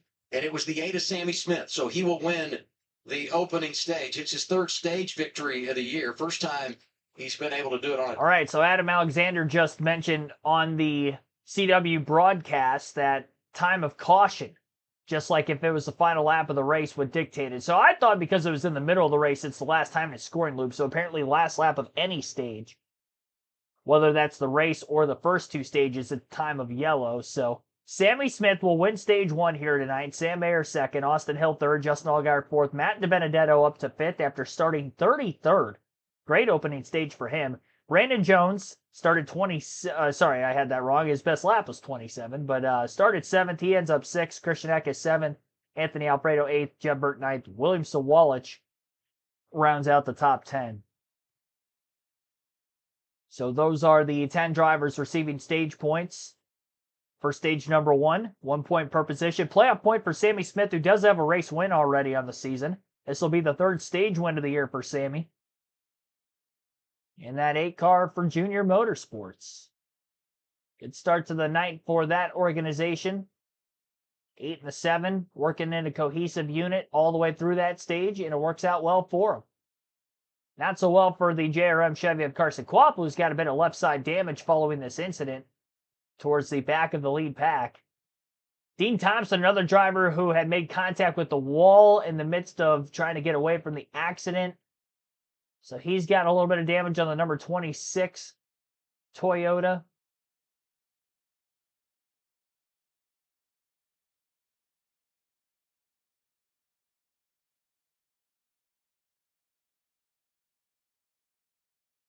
Trying to see who that was that Kvapil had tail whipped down on the bottom lane of the racetrack when Kvapil initially got sideways and got that left side damage. Somebody's going to have damage to the right side of their cars from that. I'm not sure exactly who it might have been. It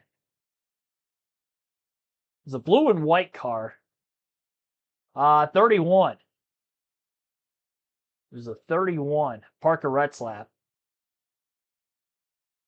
That was who had contact.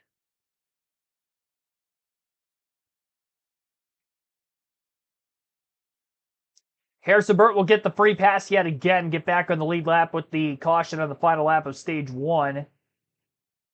With the rain, he got one of his 2 laps back, so from 2 laps down to the lead lap, just like that for Harrison Burton. Parker Retzlaff, as soon as the red flag was lifted, pulled into his pit box, had some sort of a mechanical issue. He is still off the racetrack and out of the race. Road is open. Here they are. Let's start with Kim.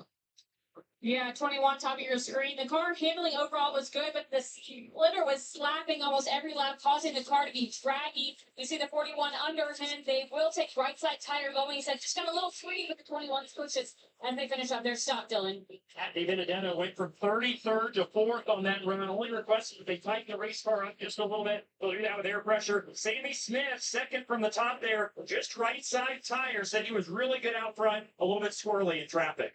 The race off Progressive Pit Road, a mix of 4 tires and 2 tires. Mayer gains a spot. Almirola, who had made multiple pit stops prior to this cycle, gains 13. I'm assuming, they just top off there because they had already come down and gotten their tires, and a few drivers stay out. We'll reset all that in a moment. First, let's take a look at what fuels Austin Hill and Connor Zilic, brought to you by our friends at Sunoco.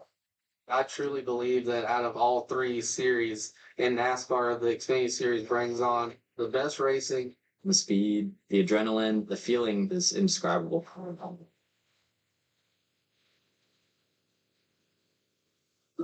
All right, so we'll have an update on our new leaderboard when the race leader gets to the start-finish line this next time by. Elapsed time on the race. Our average race speed is going to be really slow because we spent 9 laps under caution before the red, a couple more after the red flag was lifted, and now we have a caution coming out in the last lap of the stage. So cleanup continues there. Very few green flag laps in stage 1, but it wasn't because of any incidences until obviously lap 30. So Jesse Love stays out of the pits. He's going to be the leader. Parker Kligerman, who has taken over for Connor Zilic. Zilic is still going to get the points. So on our leaderboard, it will show Zilic. That is now Kligerman. And Sam Mayer third. Almirola fourth.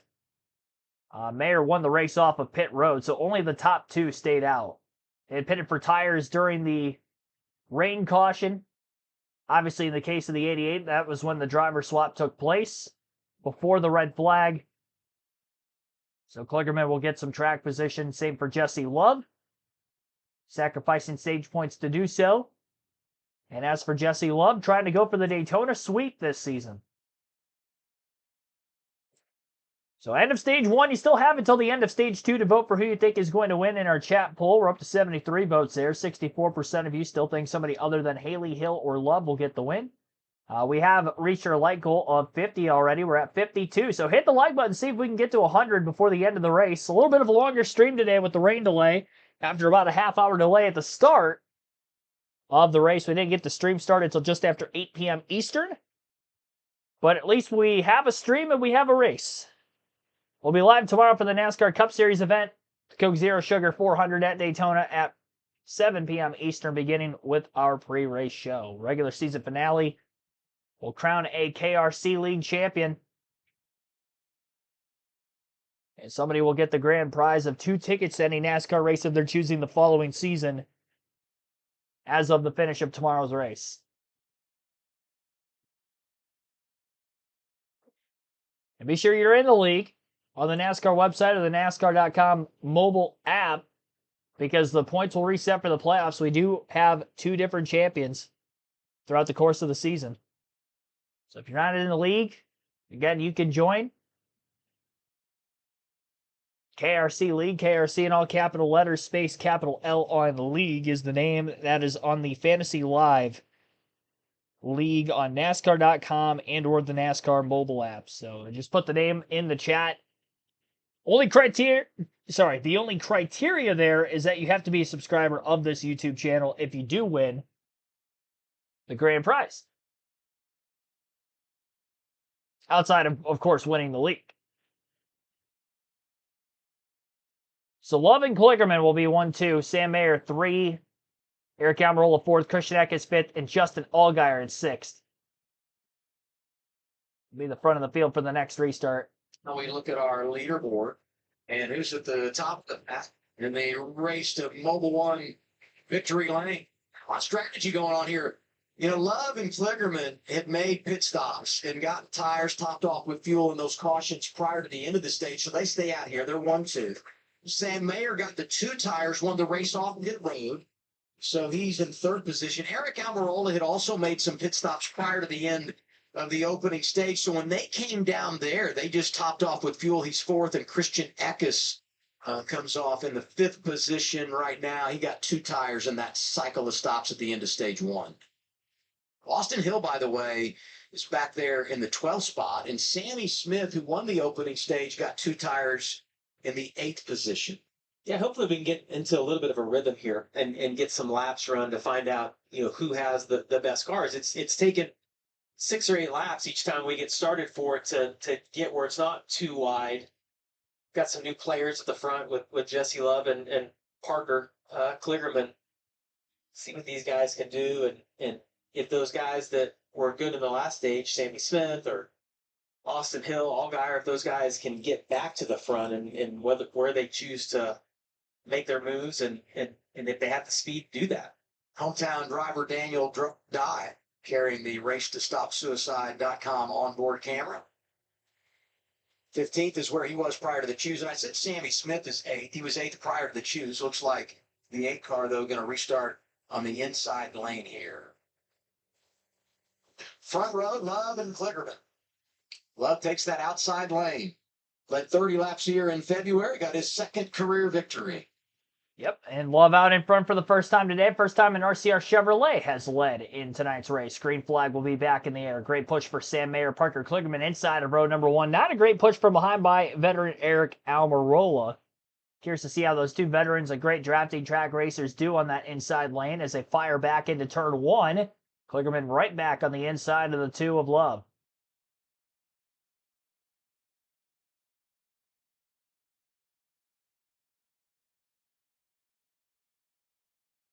Nobody making some desperation moves to try to get to the lead so far today. Just kind of staying in line, pushing the drivers who are first in their respected lines, bottom or top.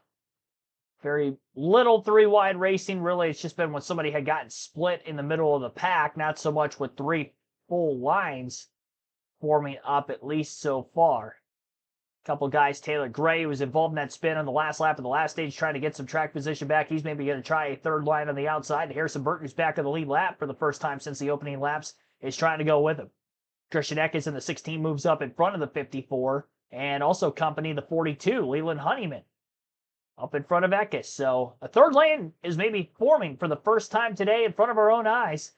Jesse Love being as aggressive at the front of the pack as anybody has been all night, going from top to bottom down the back straightaway. He's now back on the outside as they enter turn 3.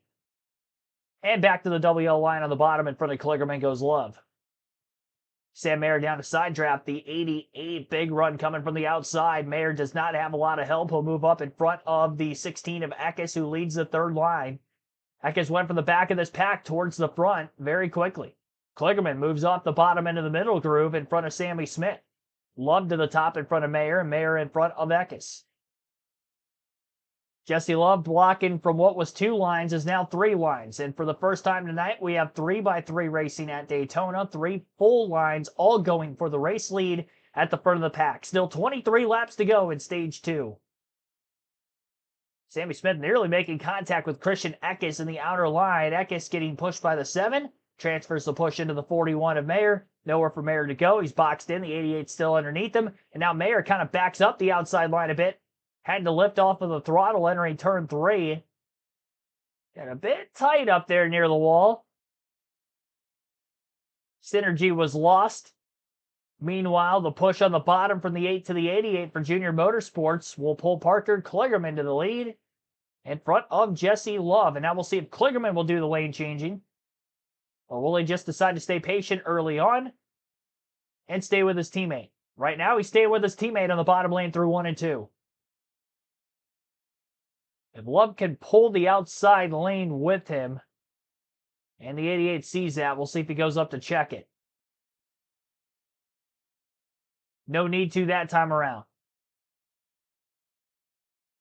Sheldon Creedon, the 00, Ollie Chevrolet, but Ford, is leading the middle group of cars. It's 3 wide from pretty much about 5th on back through the lead pack. 40 laps complete this time by at the line. And problems for Carson Quapple, who had damage to his car following the incident at lap 30. He's back on pit road, and it looks like the left front tire may be flat on that number 1. 23 cars are in this lead pack. They're all separated by just 0.8 of a second as Parker Kligerman leads the way down the backstretch.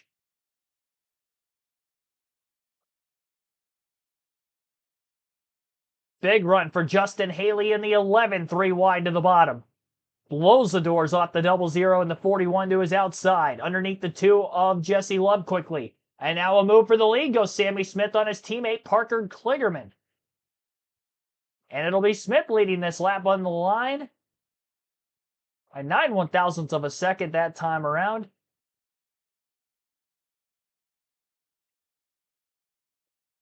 Haven't really spoken about Justin Haley at all tonight, but here he is in contention all of a sudden.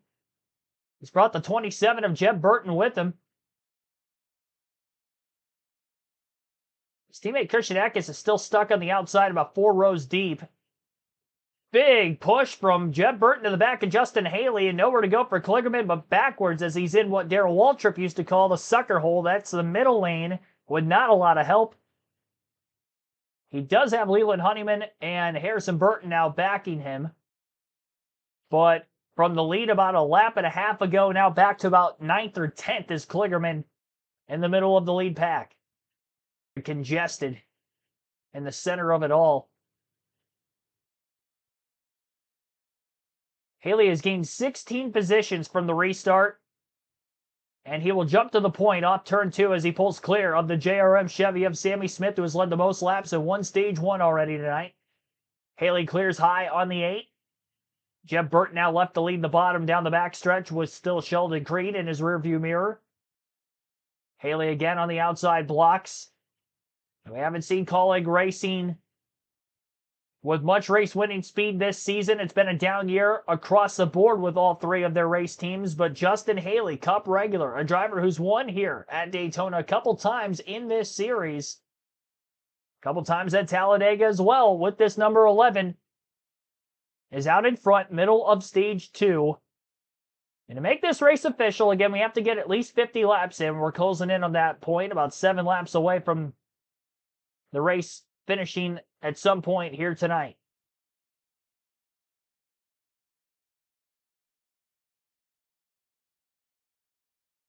Kind of a fake high going low by Sammy Smith, still cut off by the leader Haley. Jeb Burton, by the way, up 14 positions on the restart. So I'd imagine that Haley and Burton basically followed each other all the way to the front of the pack. They restarted right around one another. Jeb Burton still leads the inside.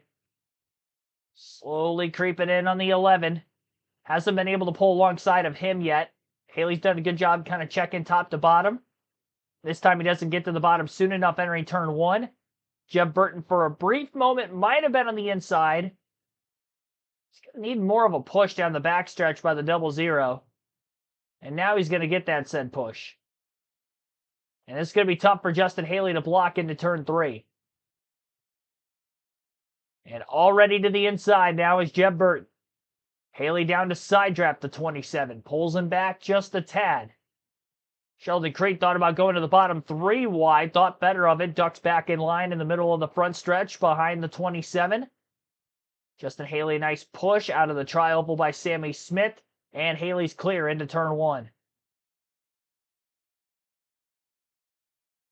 Top 10 in the running order has Justin Haley in the lead, Jeb Burton in second, Jesse Love third, Christian Eckes fourth, Sheldon Creed in fifth, sixth is Sammy Smith, Matt DiBenedetto seventh, Leland Honeyman eighth, Sam Mayer ninth, and 10th is Dean Thompson. Top 22 drivers in this lead pack within 0.8 of a second of each other still. And those top 10 that I just listed only separated by about 3.5 tenths. Still got some 3 wide racing going on. Middle of this lead pack on back of those 22. Pretty much 3 wide from about 5th in that group, side by side for 2nd with Jeb Burton and Jesse Love, while Haley leads, trying to control all the lanes he can.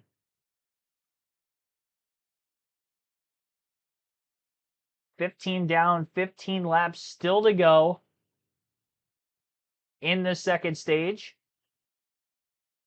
of the Wawa 250. You're listening live on KRC to our NASCAR Xfinity Series full race coverage.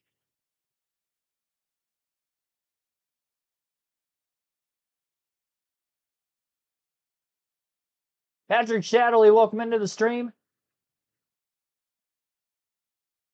KRC, its finger looking good. That's KFC.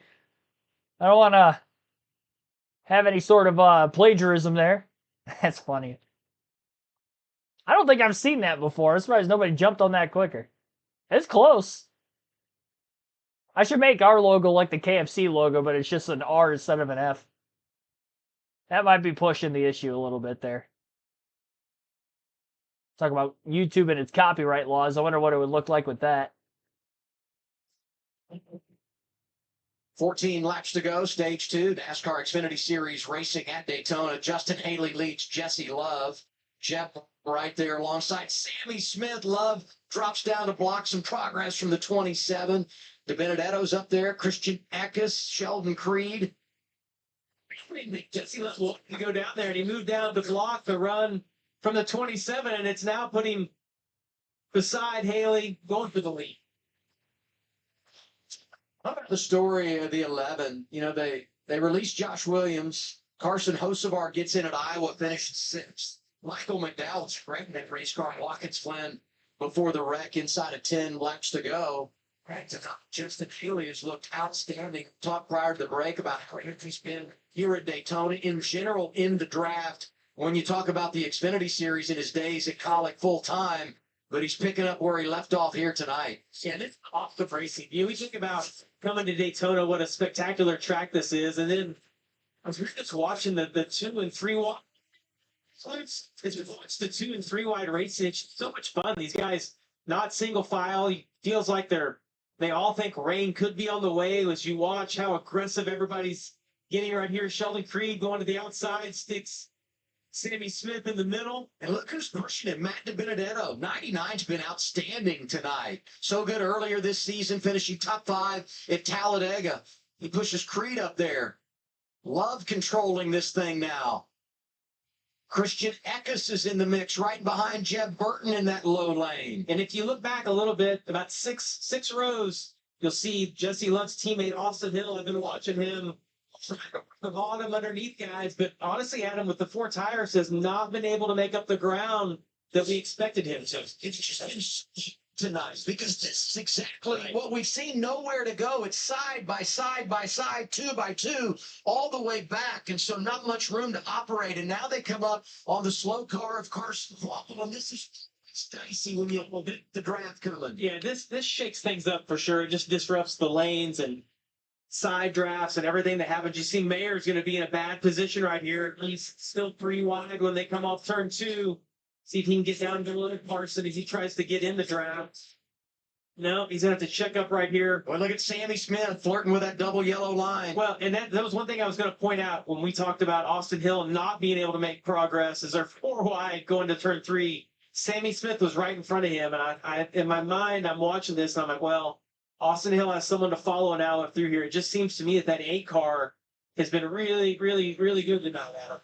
And if you wonder about the impact of the 4-5 tires versus 2 as you go throughout the run, because Mayer has drifted back. He took the 2 tires, 10 laps to go.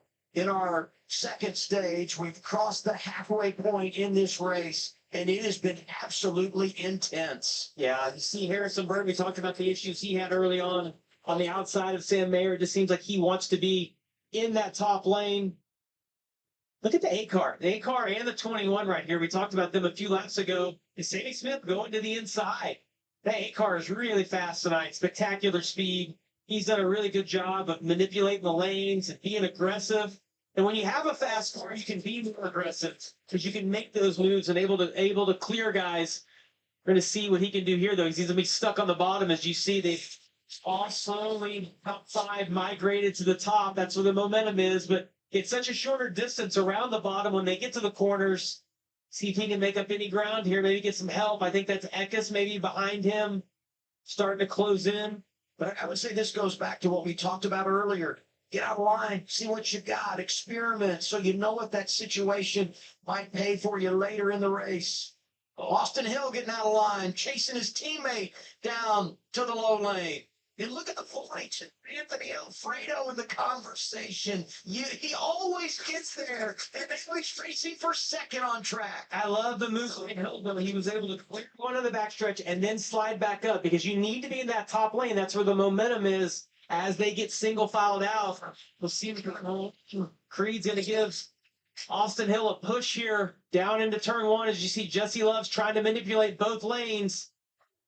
He's got one of the best, though, right behind him is Austin's going to try to get a run, see if he can take gear on that through the corner. And then you see, gets a little bit of a run down the straightaway. Not going to have it right here into 3, though. RCR teammates combined to lead 86 laps here in February. Austin Hill won both stages. Jesse Love won the race. They're 1-2 tonight. And their old buddy, the old driver of the two car, Sheldon Creed, is there in the 00, now driving for Hunt's Factory in the Outlier. The upset bid coming for Young's Motorsports. Anthony Alfredo in the 42. And here we are, 7 to go, second stage. One thing I want you to watch the 21 car. He is intentionally letting the 2 get out this a little bit and backing up to the 00. See, he's gonna get tight right here, but if they exit this corner, well, I want you to watch. He's gonna let the 2 get out just a little bit and hope he can get a little bit of a push to that 0 to generate the run that he needs down the backstretch. Watch the run they're gonna have now. You see Sheldon Creed gets to his back bumper.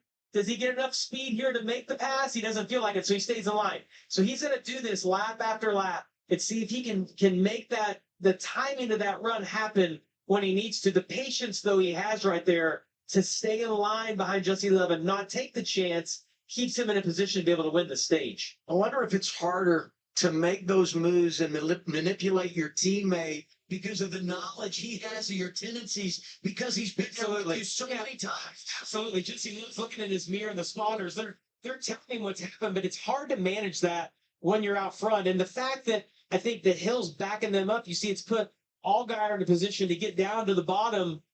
But I just don't think you're going to be able to make those moves at just the turns right now because there's not a lane to slide up and get back in the draft. Look at the speed that those guys have. Dean Thompson, Hill decides to go ahead and take that pass, maybe because Allgaier's down there. I don't know. We'll see if he's able to clear Jesse. I don't think he's going to be able to. And again, I don't know that Hill wanted to pull out of line right there. I think they're getting shoved so much, he almost had to pull out. We know he's got a fast car, though. Jesse Love doing a great job. You see him looking in his rearview mirror the entire time because his spotter's telling him what's happening back there, and he's just watching so he can kind of listen to the spotter and put his car where he needs to go.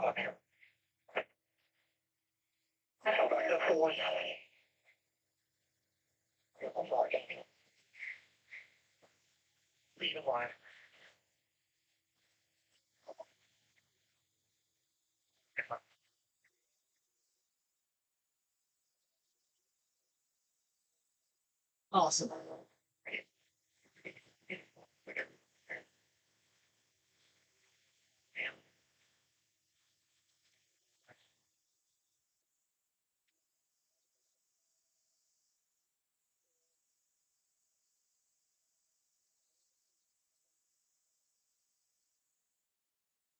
Brandon Benesh on the spotter stand for Jesse Love. It's so good. As we're watching out the back of Jesse's car and watching his eyes, looking in the rearview mirror, spotter giving such good information. And those runs weren't coming fast, so it's a little bit easier to manage those. The spotter, you can tell, was pretty calm. Everything that was happening there, it's when somebody gets laid back. Oh, Allgaier gets loose right there on the inside. It's when somebody gets that massive run or both lanes are coming and you can't block both of them that it gets really hard. But Jesse's doing a great job. He and that spotter working together so well. Going to be 3 laps to go as we come across the start-finish line in our second stage. RCR teammates up front. Jesse Love leading Austin Hill. The duo is combined to win 21 in the draft. It's not by mistake that they're out front, but some good drivers behind them. Justin Allgaier won here. Sheldon Creed is outstanding in the draft, looking for his first win. And we're going to play between now and that green and white checkered flag. Oh, I see Hill zigzagging back and Oh, Hill got a little sideways, caught the car. Now he's 3 wide middle. And Justin Allgaier going to squeak by both the RCR Chevrolets. And we've got trouble behind. Sammy Smith is around off turn 4. Catches William Sawalich in the 18. Caution flag is out again. It looks like both the 8 and the 18 able to save the race cars from severe damage. And everybody else able to evade. We did not get the big one, but the caution flag is out for incident for the 3rd time today. Well, really the 2nd incident, then rain. And this will end stage 2 under yellow as we only have 2 laps left. So just like stage 1 ended under yellow, same thing here. Same area of the track, turns 3 and 4. This one more towards the X of the corner rather than in the middle of turns 3 and 4 like the first incident. And I have to wait to see what timing and scoring is going to have for us as far as who's going to win this stage. Our third caution of the evening. I don't think there's much damage to Sammy Smith's car. It looked like he spun, but I didn't see any contact anywhere. That side of the car looks perfect. Yeah, looks good. More tires, some fuel on that. Helped start at the back for pitting early, but has a super fast car tonight. And we'll await official word from NASCAR on the stage winner and exactly where everyone was at the immediate time of caution. And how crazy is it? You don't see it play out often, that you have to use the time of caution to determine who wins the stage. That's what happened at stage one. And here's the run that made all this happen. And you see Creed goes with Austin Hill, and that's what ends up what gets Austin Hill so loose. Allgaier gets to the inside right here. Looks like Jeff Burton gets into the back of Sammy Smith. Almirola gets caught in it, and Sawallich. I think Eric had the most contact of anybody right there. See Jeff Burton, you see he push-ups just a little bit, and then the 18 packs a bunch of air on that left rear. I don't think Jeb had any control right there of his car as it was pushing up. Got into the 8. That could have been a whole lot worse than it was. I've said that multiple times tonight. This would be a good perspective right here. Keep an eye on Jeff Burton. That 27 car as they're going to go around here. God, Hill has a great save. Those two guys side drafting. You see Sammy Smith right at the back of your screen. Jeb's up the racetrack a little bit, but the one thing that I saw is you see the 18 was right there on the quarter panel of the 27. I think moving him up the track is just, everybody ran out of real estate. Justin Allgaier scored the leader at the time of caution, so he's going to get the stage victory. Yeah, you hear Jeb's out of the gas, knowing that it's not going to turn right there, trying to get off the 8.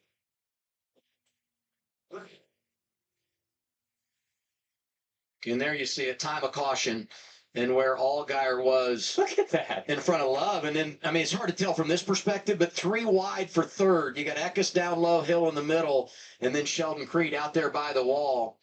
And Harrison Burton right now being shown 7th. How about the fact that you're 2 laps down, you get a couple of free passes, back on the lead line. I've never guessed that. And you're going to score some stage points at stage 2. Remarkable. Allgaier has a series-leading 9th stage victory of 2025, and it comes under caution. When this happened, late prior to the green and white checkered flag in Daytona. All right, so there you have it. Justin Allgaier wins stage number 2 here tonight. 9th stage win of the year for him. Jesse Love in 2nd. Christian Eckes 3rd. Austin Hill 4th. Sheldon Creed 5th. Dean Thompson 6th. 7th for Harrison Burton. Taylor Gray 8th. Brandon Jones 9th. And Ryan Sieg rounds out the top 10. All receiving stage points, 1 point per position towards the regular season standings. And again, a playoff point for Allgaier towards the playoff standings. He came in with 23 playoff points on the night. Now he has 24. And he also came in only 7 points behind the 88 of Connor Zilich for the regular season title. I believe Allgaier did outpoint the 88 in the stage. Kligerman was 11th, driving the now 88 car after Zilich had been subbed out 4. So no stage points tonight for the 88, and stage points at both stage 1 and stage 2 for Allgaier. And obviously the stage win, that's 10 of them. Good chance he can retake the points lead back going into next weekend's race in Portland. So standalone event for the Xfinity Series next weekend, while Truck and Cup will be at Darlington for the Southern 500. So we will have a Truck Xfinity doubleheader on Saturday with the Truck race on Saturday afternoon, and then Saturday in the evening hours will be the Portland Xfinity race. That race will be at 7:30 p.m. Eastern. It would be 4:30 local time start in Portland, Oregon. And NASCAR Cup Series practice and qualifying will actually be in the morning next Saturday right here on the channel. So it'll be a triple header next Saturday on the channel. We haven't had many of those this season. Today was supposed to be a doubleheader with Cup qualifying getting lightninged out with that weather delay. This is our only stream today, but we will be live tomorrow at 7 p.m. Eastern with our full flag-to-flag Cup Series coverage. Regular season finale at Daytona for the Cup Series. It's not the regular season finale for the Xfinity Series. They still have 2 more races left the regular season after tonight. Portland next week, and then Gateway will be the regular season finale before Bristol starts the playoffs in mid-September for this. Pit road will be open shortly here. You're listening live on KRC as our Stage 2 break continues. Coverage continues of the Wawa 250.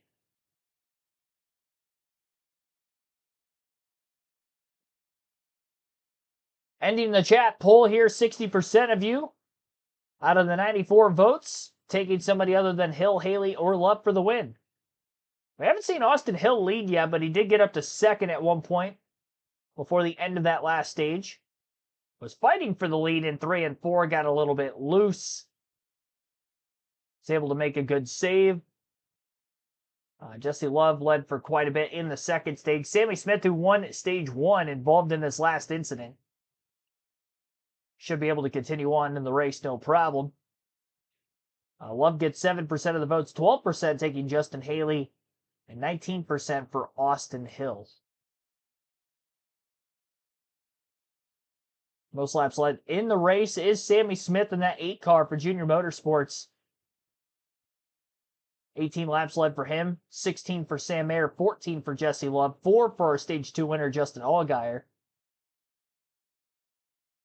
2 for Parker Kligerman when he was driving for Zilich. And replacement, Justin Haley led for 7 laps. And those are all the drivers who have led at least 1 lap so far tonight. Right on the edge of the fuel window for when we start Stage 3. In the event that Stage 3 goes caution-free, better make sure you top off here during this caution. I would expect everybody to be coming in. Maybe a couple at the tail end of the pack coming back in again to top off. About a lap or so before we go back to green flag racing. Looking at the nose on this, their Toyotas got damaged, and here we ride on more with Daniel Dye. And I'm guessing the radio was saying, check up, check up, check up. And he's like, I can't see anything. Great job right there, missing all that. Once that smoke pops up, you can't see anything, and you are somewhat dependent on the spotter and luck altogether. Good thing for Jet Burton, a couple of stage points in stage 1 since things got away from him there at the end of stage number 2. Let's go over to the studio and Carla. Yeah, Justin Allgaier and the 7 team, of course, kind of hit a little bit of a slump this summer if you look at the results, but you wouldn't know that if you actually talked to Allgaier. He said the goal does not change, even though we've had an 18.4 average finish since our last win in Nashville. He said, even though the stats don't show it, we've got the team, we got the equipment, we just have to do a better job executing and staying out of each other's mess. So obviously they did that in stage 2, winning the stage, and now they're at the top of the playoff standings with that stage win, those extra points in the regular season championship. They've got that right now, Adam. Yeah, you look at the advantage here. 24 points for Allgaier after the stage win. Came in 7 points behind Connor Zilich. And by the way, Parker Kligerman in that 88 now, led some laps there, finds himself 12th as we anticipate some pit stops here. And now you just turn him loose, right? I mean, Kligerman's done a good job of keeping this thing in order, but now you go get it, try to get a solid finish for this 88 team and keep them in a really good position within striking distance when it comes to trying to win that regular season championship. Progressive Pit Road is open and plenty of action. Here they are, Kim. That's right. Austin Hill in that 21 looking for his 10th drafting win. Said, when I pull up line, I stall a little. Kind of like there's a big buffer of air, but overall his biggest complaint, too tight corner exit right below him. Sheldon Creed said the balance is good, especially on the long run. Said, I'm going to try and give you as most grip as possible. That means 4 tires for crew chief Jonathan Toney. Dylan. Jesse Love was pretty happy with his balance, and it was lacking a little bit of overall grip and maybe a touch free, but overall pretty pleased. Danny Stockman said we'll leave it alone and put 4 tires on it. Justin Allgaier, they're playing. Fuel only for Austin Hill as he ends up winning the race off pit road pretty easily. Ryan Sieg 2nd, Dean Thompson 3rd, Jesse Love 4th, Sheldon Creed 5th out of the pits, and a scramble for everybody else that took tires. Here. +3, he wins the race off. Sieg, Thompson, Love, and Creed out behind it. Final stage coming up. Might have had some drivers who stayed out of the pits there who might have been at the back of the pack, they'll come in and top off before we go green. So I'm going to wait until we get the 1-to-go signal to go over the leaderboard and see where everybody is running, and I'll go all the way through that list of drivers.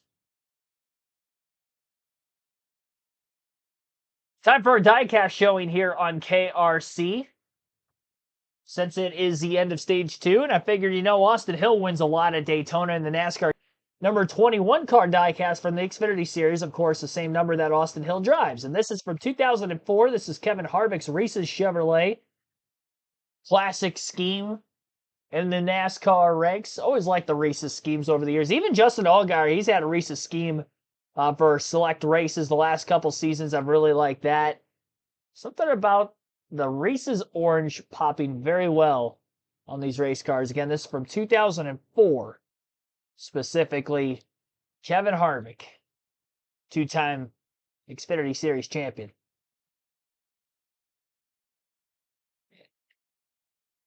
I showed an RCR car off last week at Richmond, Austin Dillon, during the Cup race, and he goes on to win the race again. So, see if Jesse Love or Austin Hill could get the race win.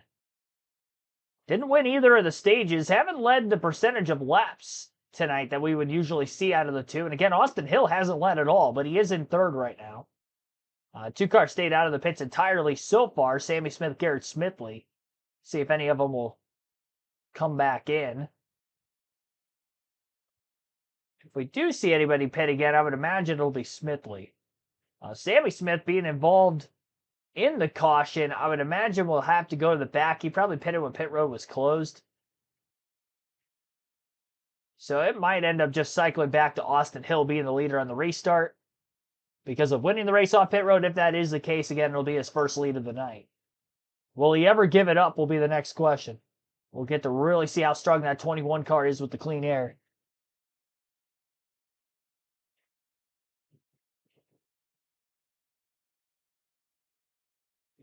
Connor wins the championship. Parker can claim he's a championship driver, right? Because he contributed, perhaps. We'll have to see how it guides him through the night specifically. If he gets any playoff points, I mean, that would obviously help. Or a regular season championship because Zilch was able to start the race still. So depending on where Kligerman finishes. But if he doesn't get a good finish, though, I really don't know if it's much of a contribution. In hindsight, at least. Time will tell. We're only going to have about 35 laps left on the restart. Gambler Day inside the Moody Center. Well, last week in Nashville, we had some great moment. The Texas team, the Rattlers, was hot indeed for only the 8th time in league history. They go 5 for 5. And the host Nashville Stampede, well, none other than 2 walk-off wins and have their crowd going crazy. Josepito Leme, perhaps the best this sport has ever seen, is back from injury this weekend. And it all starts tomorrow.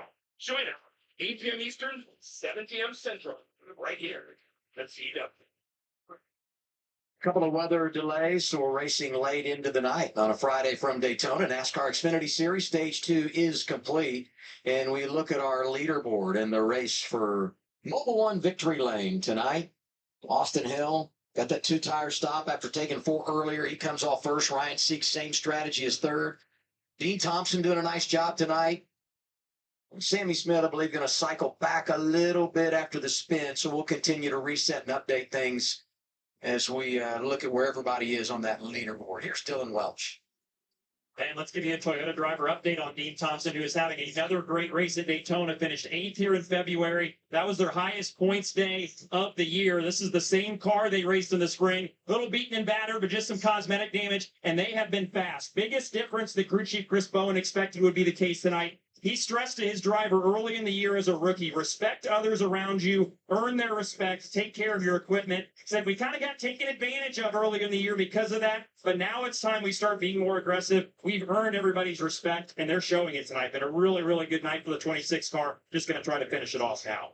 Allgaier won that second stage, Dylan, and they took 4 tires, so he lost some track position there, but he is on 4 for the stretch run. Couple of penalties to pay off. Sam Mayer's been great tonight removing equipment, and the 54 of Taylor Gray and his crew over the wall too soon, so they will come from the rear.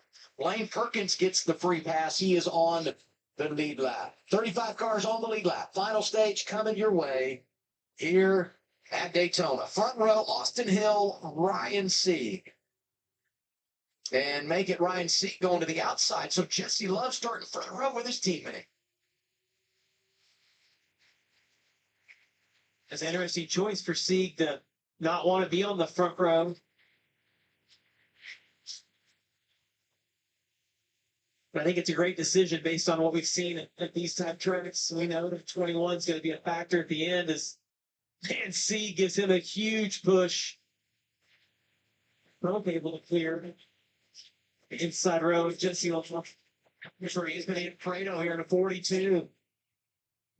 See where he is, how much momentum he has, and if he can get out of harm's way before we would see a caution. You see Austin Hill move down to get in front of Jesse Love. I think he knows that 2 cars won, that he's going to have to race for the win tonight.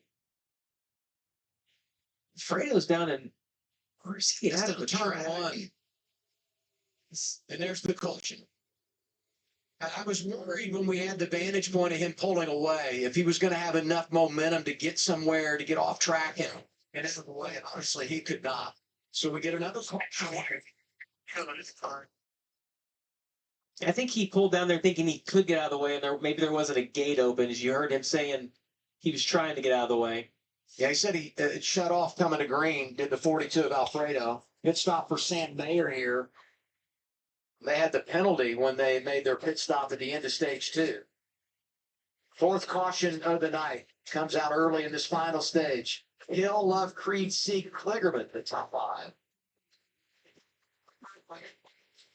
So a quick caution there as Anthony Alfredo ends up stalling out. Tough break for him. He was top 5 towards the end of stage 2 in contention to try to take the lead for a brief moment, leading the inside line of cars up in the top 3. He was the only car not named Austin Hill or Jesse Love for RCR that might have been able to steal that second stage, wasn't able to do so. And obviously now with the mechanical issues, I don't know that he's going to be able to get back to pit road without assistance. He's already fallen off of the lead lap. Top finish of the night for that 42 team. We'll go through the full field running order now with 33 laps left. Austin Hill is our race leader. Second is Jesse Love. Sheldon Creed third. Ryan Sieg fourth. Dean Thompson in fifth. Sixth is Connor Zilich. Seventh place is Justin Haley. Justin Allgaier eighth. Harrison Burton ninth. Daniel Dye rounds out the top 10. 11th for Christian Eckes. Leland Honeyman 12th. Josh Williams 13th. Kyle Sieg 14th. Matt DiBenedetto 15th. Raja Cruz 16th. 17th for Brennan Poole. Jeremy Clements 18th. Nick Sanchez 19th. Ryan Ellis 20th. Mason Maggio 21st. Cesar Baccarella 22nd. Josh Malicki 23rd. Natalie Decker 24th. Garrett Smithley 25th. Brandon Jones 26th. Sammy Smith 27th. Patrick Emmerling 28th. Joey Gase 29th. Eric Almirola 30th. Jeff Burton 31st. Taylor Gray 32nd. Blaine Perkins 33rd. Sam Mayer 34th. Just hit pit road right before the caution came out. Good strategy call by them. William Sawalch, first car lap down. He was involved in the incident before this. He will get back on the lead lap. And then again, Anthony Alfredo, cause of the caution, 36. Carson Quapple still on track, but 2 laps down in 37th. And Parker Retzlaff, 38 laps down in 38th. And I believe he pulled off the racetrack before we went back racing following the red flag. Not sure how long that red flag lasted for. See on the timeline if it ends up showing at all. Way back at stage 1. Oops.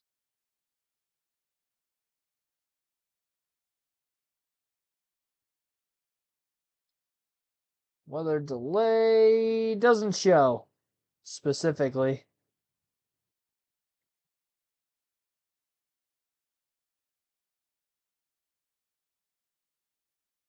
It was kind of a lengthy one, but not losing the entire racetrack. It could have been a lot worse, that's for sure. Late night for the NASCAR Xfinity Series, Friday evening at Daytona. got 100 people in the chat. Be sure to hit the like button so we can try to get to 100 likes on the stream. I got to refresh my page, see where we're at right now. Weather is presumably Florida area.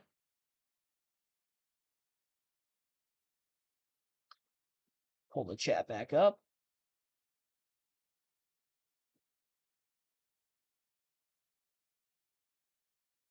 We are at only 62 likes right now, despite 100 people watching. Be sure to hit the like button. Subscribe for NASCAR content like this every NASCAR race weekend, so we continue our full flag-to-flag coverage. Can anybody break up the RCR Brigade 1-2 at the front of the pack? It's going to be tough. Odds will be stacked against them. I will say tonight they haven't looked as dominant as what we would usually see, the 21 and the 2 in these super speedways. Some of their competitors have had issues. Chris Davis took Austin Hill for the win. Surprised only 19% took him. In our chat poll, which had 94 votes. Take a quick break while we await the next restart. Caution continues with 30 laps to go in the NASCAR Xfinity Series at Daytona.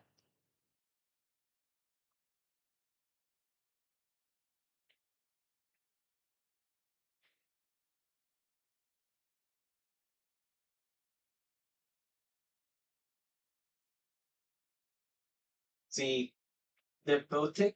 Well, there you go. That's why I shouldn't have talked so quick. You see, Yeah, both of the RCR Chevys took the outside of row 1 for the restart, so the third place car, Sheldon Creed, will be inside of row 1. Parker Kligerman back up in the top 5 for the next restart. We'll have 29 laps to go when we get back to racing here at the Daytona International Speedway. Second race for the Xfinity Series here on the season. And a shutoff coming to green. It's like almost something came unplugged, so there was no power going to the dash. They are changing the battery. That caution, though, very fortuitous for Sam there. We saw him on pit road. I want you to look at his tire. This is the left rear. Oh. A puncture of that tire caused the tire failure. Again, a timely caution helped him out. He was able to come down and change tires, avoiding disaster under green, Dylan. But hey, Justin Allgaier is going to restart 7th here and is going to have an opportunity to work with his new teammate for the night. This was his questions and conversation on the radio. What is the balance on the thing? I know it's real back, but it's got comfortable where the what you got. Report next time. Let me here. So he is observant that the 88 car has been fast, but just wants to know what kind of speed he's got. By the way, these two have been teammates before, like 15 years ago, way back at Team Penske. So, Oh, wow. For now, a lot more experience, but these two have worked together in the past. I wouldn't have just real guessed quick, that. The reason he's asking is Parker comfortable is because he doesn't want to push him if Parker's too loose or is not comfortable inside the car. So just trying to get a little bit of information, knowing how aggressive he can be, and trying to shove Parker up through here. William Sawalich got the free pass. He's back on the lead lap. 35 cars on the lead lap as we get the restart here. 29 laps to go. What about RCR wanting to play? Could get interesting. 29 laps left here at Daytona. Green flag back in the air. Austin Hill outside of row 1. Sheldon Creed inside of row number 1. Chevrolet versus Ford, the classic rivalry in the front 2 rows.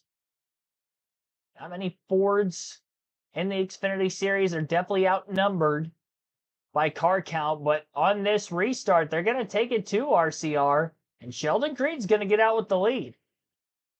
Now, how far ahead of the pack is Sheldon Creed as he is pulled away from the 39 and moves up in front of the 21 down the back straightaway, still building speed.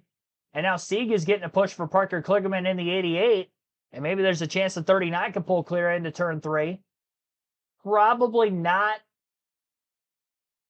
Late push at the end of the back straightaway for Hill in the back of the 00 if Creed got it forward. So now both Fords will lead each line. Sieg on the bottom and Creed up high on the top near the wall. Parker Kligerman looking to go to the inside of the 39 perhaps. Sieg not wanting to get Freight Train into the middle groove with no help with Sheldon Creed. Creed did lead that last lap back at the line.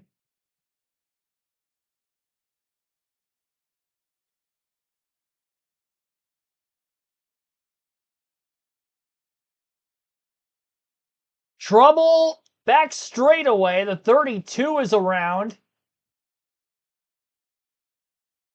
And we do stay green for the time being. The Raja Caruth, very similar to the Harrison Burton spin back at stage 1 where we didn't get a caution. So assuming Caruth is able to get back to pit road, we will keep this thing green. 27 laps to go. He is rolling. And he's just getting into turns 3 and 4 as the leaders are getting into turn 1.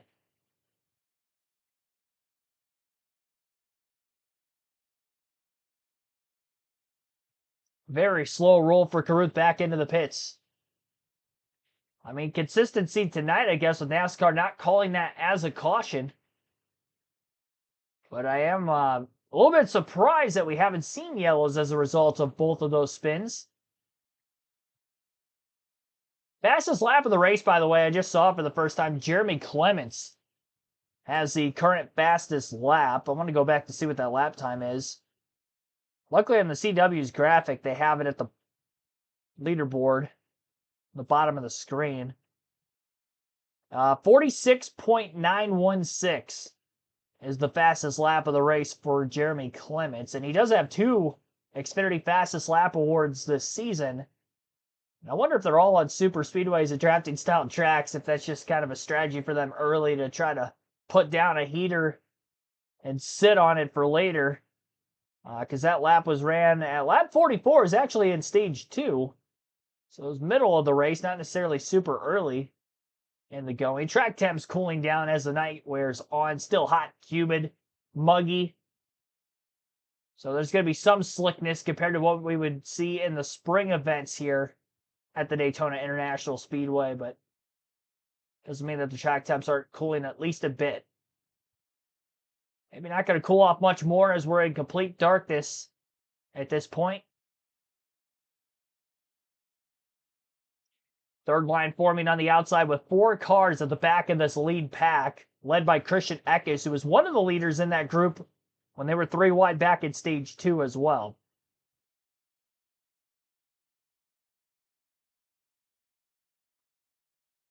Looks to be about 23 cars or so in this lead group.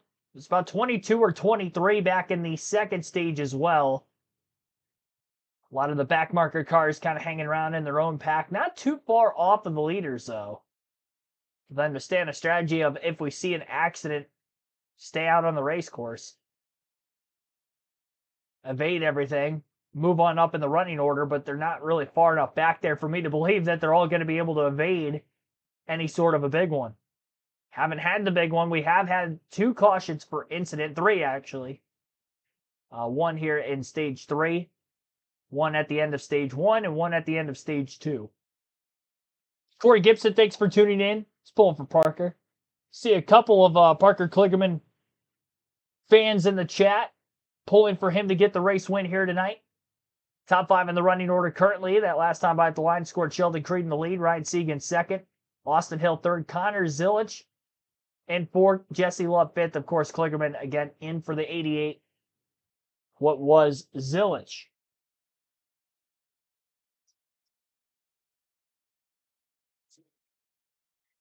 I found the ant again, and I lost him.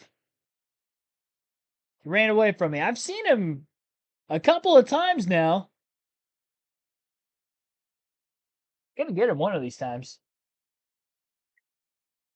I don't want to get up from my seat. He gets out of reach. Keeps coming back for more, though. He's not going to win this battle eventually. Novi Ranger 88, thanks for tuning in. Captain Hook in third. That would be Austin Hill, I believe. I've seen that name thrown around on the ether over the last couple of weeks. That's a funny nickname, though. For all the wrong reasons. But, I mean, he put it upon himself. Can't deny that. Kind of a similar gridlock up in the front of the field that we would see in the Cup Series for the way this Xfinity Series race tonight at Daytona has gone. Very reminiscent to how things were for the most part back at stage 1. Tried to get that third line formed back there with Christian Eckes, a few other cars behind him, but it wasn't going anywhere. So they're back in that second groove of cars on the outside. Though Eckes is about the 6th car in line on the top, so they made a little bit of ground before the line had dissipated, or at least Eckes did at the front of it. And Eckes does have Dean Thompson and then the 2 RCR Chevys right in front of him. So there are some quick cars that have spent quite a bit of time in this race up at the front of the field, right there with him. It's been all Sheldon Creed, Ryan Sieg since this restart that took place with less than 30 laps to go. They did a great job getting out in front of the RCR Chevys of Austin Hill and Jesse Love. Hill and Love have not made enough of a move or had the run to make the move on the outside to maybe try to take it 3 wide, catch Sheldon Creed napping. Creed's doing a great job, doing whatever he needs to do out of the rearview mirror to see if that would happen, on top of trying to side draft the 39 and not let him take control of the race by clearing Creed himself. Might be able to clear now, though. Ryan Sieg is out in front in turns 1 and 2 with 20 laps to go. Just enough of a shove at the end of the back straightaway, front stretch that is, by the 88 of Parker Kligerman. Hill, not wanting to lose too much more ground, is now going to push this 00, his former teammate Sheldon Creed, into turn 1. Third line now starting to form again, led by the rookie William Sawalich and Jeb Burton in the 27 also looking to go forward. Sawalich scraped the wall a bit off the exit of turn 4. Things got tight right around that 3 wide battle. Keeps control of his car. Sawalich involved in a spin at the end of stage 2. But obviously not a lot of damage to that car. In that same incident, Jeb Burton was also involved. Was similar, basically non-existing damage. That will slow the car down a ton. They have speed, and they are making moves in the middle of the pack. Jesse Love and Austin Hill are still together, and they're still on the outside, but they're now the 3rd and 4th cars in line. Sieg, who's on the top, will go to the bottom to try to block off Parker Kligerman. Kligerman in front of his teammate down on the double yellow line of Justin Allgaier. Sheldon Creed in front of the 2 RCR Chevys up near the wall on the outside of Hill and Love. Thompson 3 wide middle. Back half of the top 10 around Eckes, Almirola. A move back to the outside. Both Allgaier and Kligerman are clear of Sheldon Creed. Matt DiBenedetto leads the bottom for the time being. He's got a Kaulig Racing Chevrolet, I believe, just behind him. No, it's actually the 70 of Leland Honeyman, who is up inside the top 10. So the 99, the 70, a couple of underdog teams up in the top 10 late. Matty D finished top 5 at the end of stage 2. Fell behind in the pits, but again works his way forward.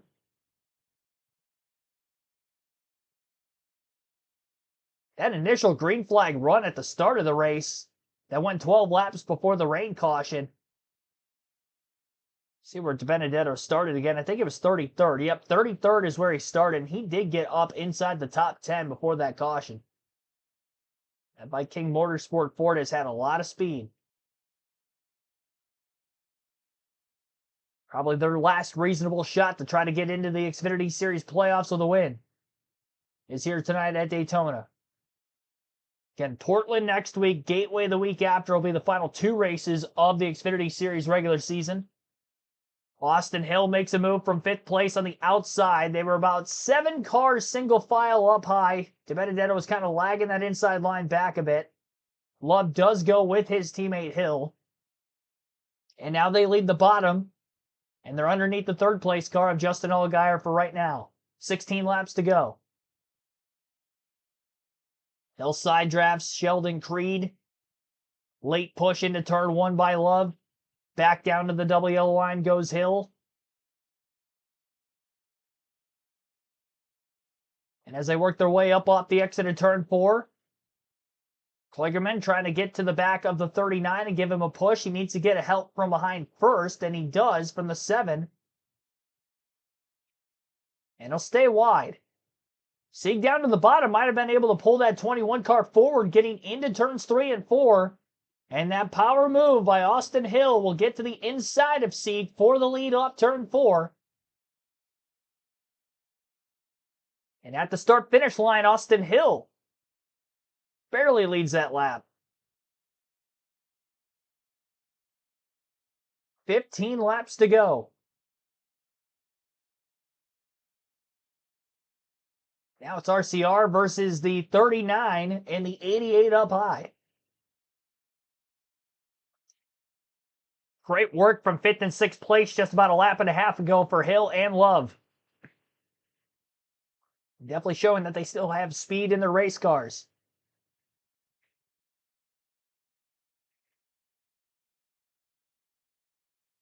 Sieg is not going down without a fight, though.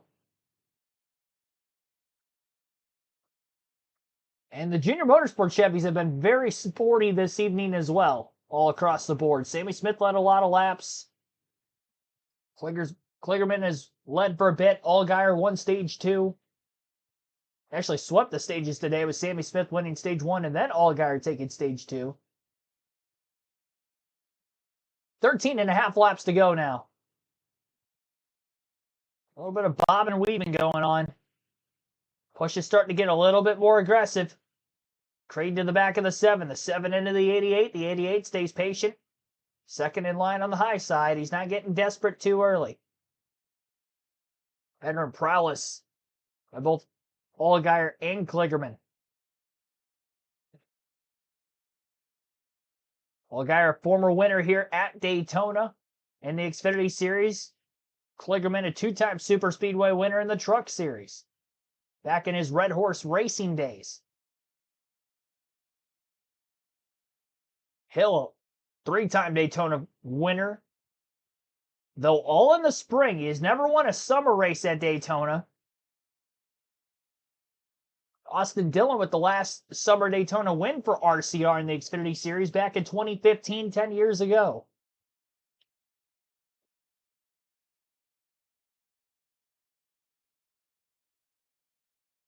$12 to go this time by at the line.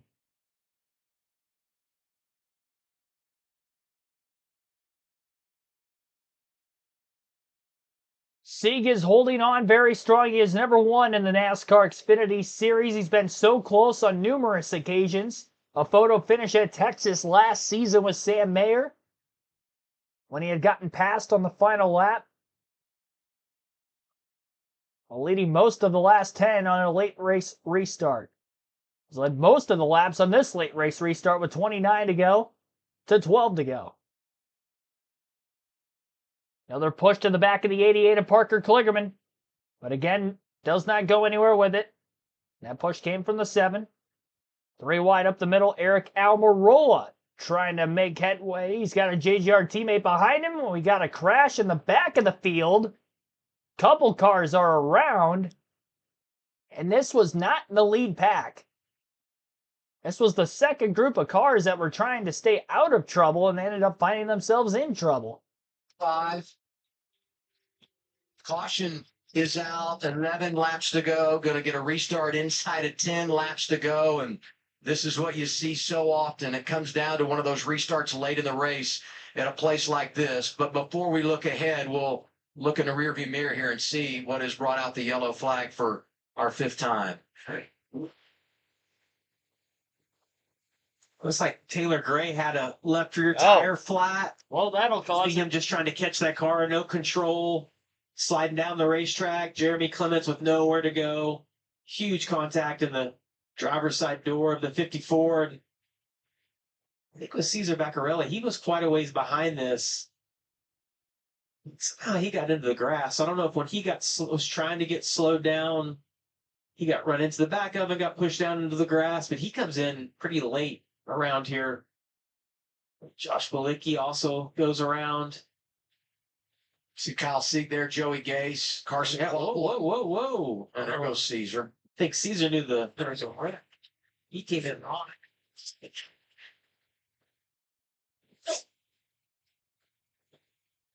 See how damaged that 54 car is. But, Taylor, despite the problems he had earlier in the race, was still being scored just outside the top 15.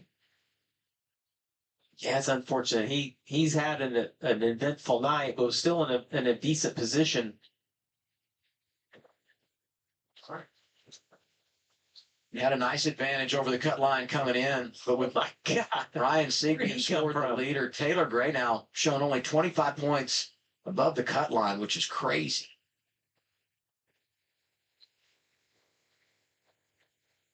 There's big contact in that driver's side door. Carson Quapple was 2 laps down. He'll get the free pass here and get back to 1 lap down. Let's go to Dylan. And let's catch up with Matt Noyce as he's been gracious enough to climb down off the box and chat with us. Okay, we talked about the speed you guys have had on these super speedways, but not the results maybe this year. So what's been the difference tonight, or what will be the difference tonight? I think tonight was just getting track position, taking 2 tires there with our fast sign-up scored Mustang, and we need to get him out front and see what we had. Nobody was going anywhere, so we did what we could to get him to the front, and he got the lead. Now he's got to hang on to the next 10 to go, whatever it is. What's this like for you just sitting here? It's out of your control now. Yeah, we got teammates lined up behind us at both ends, so we were able to control it pretty well there. So we just got to try to do that best we can, and hopefully get some help from the 99 or the 00 maybe if they get to us. Thanks for your time, Matt. He'll climb back aboard. Yeah, he's got the Haas factory cars there. The 00 and 41 are Alliance teammates, so watch for those cars to work together.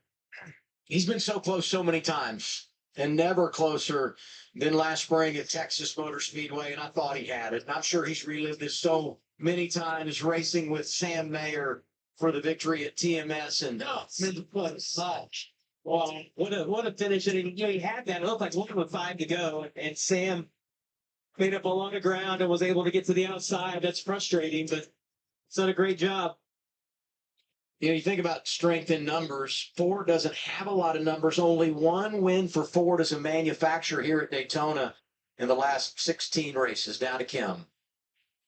Yeah, we're going to catch up with crew chief Chad Haney. Calls the shots for Austin Hill. Austin on the radio said the air was not reacting like it typically does at these races. What kind of information can you give him to help him through the rest of this? Yeah, I'm not sure. He's been struggling with that all night, and the 2 has too, and it looks like a lot of other guys have too. I don't know. It's just not reacting like it normally does. I don't know if it's just the way the humidity is tonight or what, but he's done a good job. I mean, we got him in position up here. I feel like we got a good enough car. It's a little snug, but we got a good enough car that we can hopefully pull this thing off. Good luck. Thank you. Again, Austin coming on the radio saying the air just not reacting how it typically does, how he's used to. He said when he was trying to get to the 00, when Sheldon was in front of him, even dragging back to the 2 was not working. All right, we'll go through the full field running order before this next restart. Not sure exactly how many laps we're going to have left. I don't think we're too many more caution laps away from getting back to green flag racing. Ryan Sieg is our race leader under the yellow. Parker Kligerman in second, obviously filling in for Connor Zilic, who started the race, so on our leaderboard it's going to show it as Zilic. Austin Hill in third, Justin Allgaier fourth, Jesse Love fifth, sixth is Sheldon Creed, Matt DiBenedetto seventh, eighth is Christian Eckes, Sammy Smith ninth, Jeb Burton rounds out the top 10, 11th is Leland Honeyman, Eric Almirola 12th, Harrison Burt 13th, William Sawalch 14th, Sam Mayer 15th, Brandon Jones 16th, Daniel Dye 17th, Brendan Poole 18th, Josh Williams 19th, Dean Thompson 20th, Justin Haley 21st, Patrick Emmerling 22nd, Natalie Decker 23rd, Joey Gase 24th, Garrett Smithley 26th, Mason Maggio, Blaine Perkins 27th, Nick Sanchez 28th, Kyle Steen 29th, Ryan Ellis 30th, Josh Balicki 31st, 32nd, Cesar Baccarella is the first car lap down. He was just caught up in this incident, which is why we're under caution. Carson Coapel, 33rd, still 2 laps down. Roger Curran, 2 laps down. He spun under green, did not catch a yellow off of the most recent restart. Jeremy Clements, 35th. I believe was just knocked out of the race following the crash that just happened. Taylor Gray on track but 3 laps down after having his tire go out. And actually, he might have been knocked out of the race after this last incident as well. Second one he's been involved in. Anthony Alfredo had a mechanical failure, which brought out the second to last caution. And Parker Retzlaff pulled off the track following the red flag. Also had a mechanical issue, dropping him out of the race. So only 4 cars out of the race so far. 31 on the lead lap with less than 10 to go. Some 88 radio here. I was wondering what he was doing up down there. But I felt like appreciate it, buddy. Yeah, get ready for but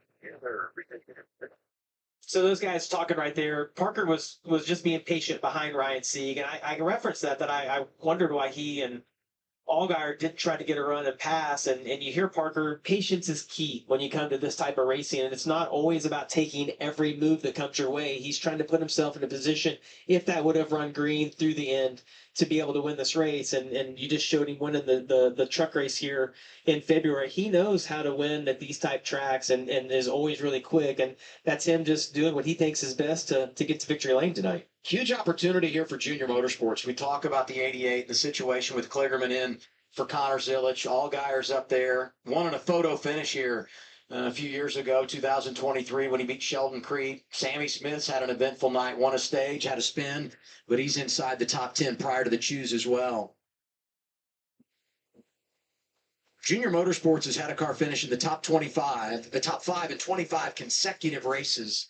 As we get the choose, Couple of teammates take the front row. Yeah, I've got his teammate Justin Allgaier right behind him.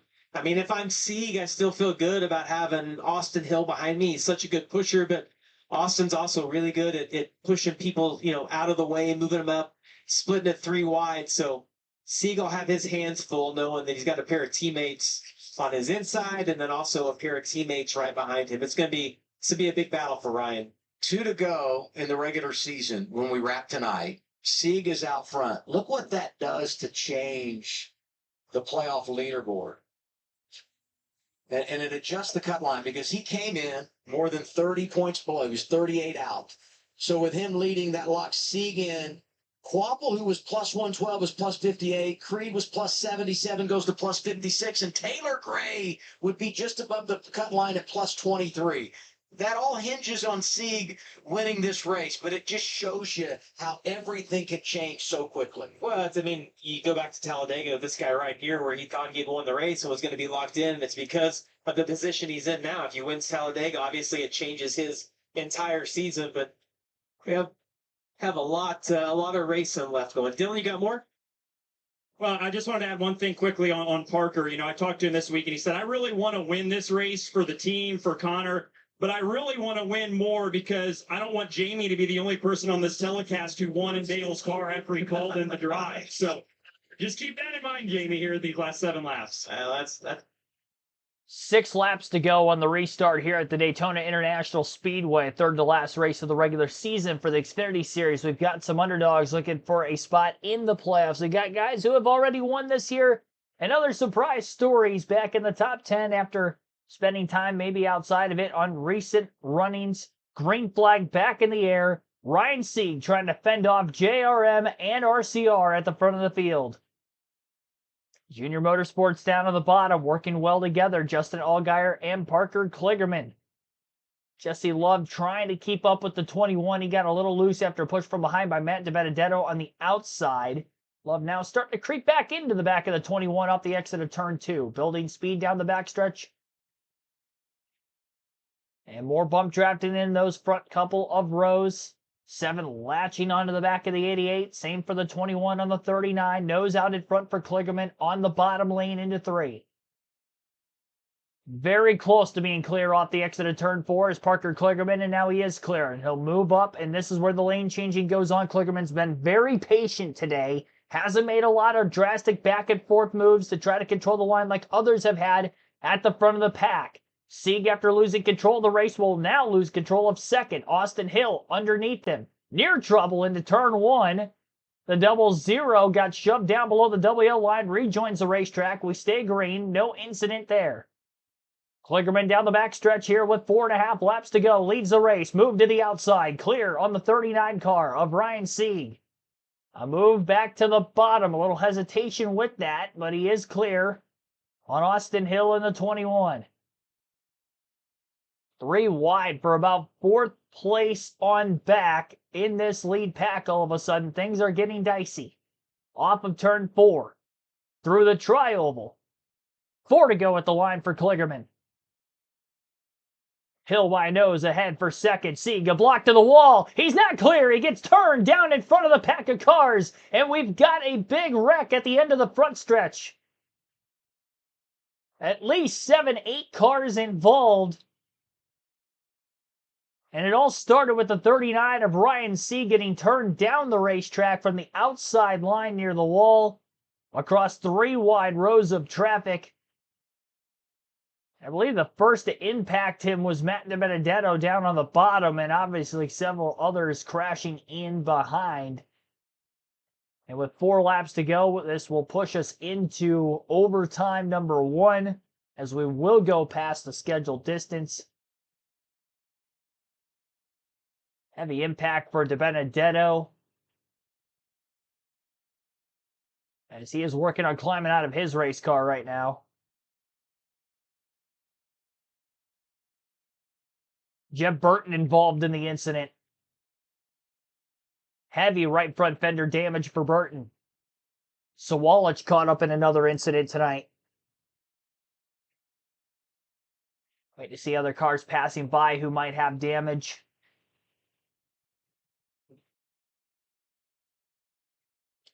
Ouch.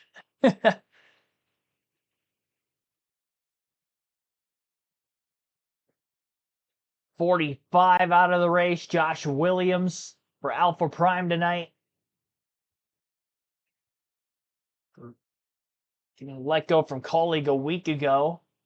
Was not in the race at Watkins Glen, but he was running tonight and up in the lead pack at the time of the incident. So a block high by Sieg, and then basically turned off the front bumper from there on the 70 of Leland Honeyman. It wasn't anything that Honeyman did wrong by any means. It was just a late block, and across the racetrack went the 39 car.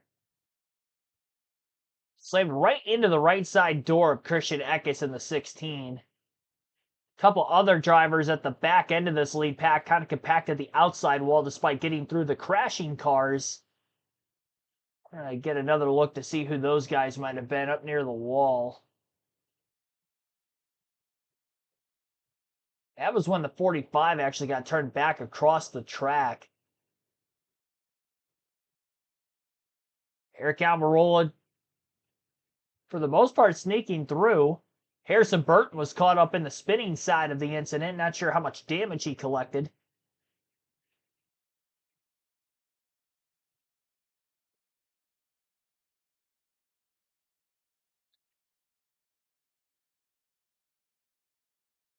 Couple of moments where the 39 had its back tires coming up off the ground, but the roof flap's doing its job, keeping the car on the racetrack on all fours. Luckily, he didn't have another car behind him pushing to kind of keep that airflow getting underneath of the race car, and I think that also helped him stay down on the ground.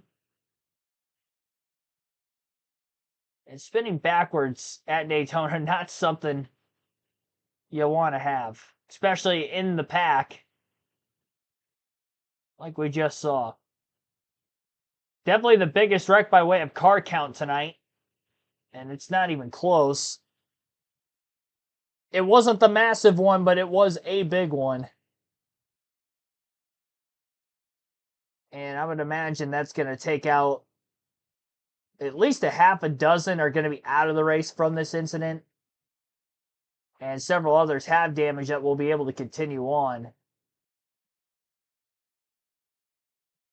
Oh, man, big impact. The 10 of Daniel Dye was also collected in the crash. Quite a bit of damage. The 71, Ryan Ellis. A lot of damage on his car, but flat left front had to nurse it back into the pits.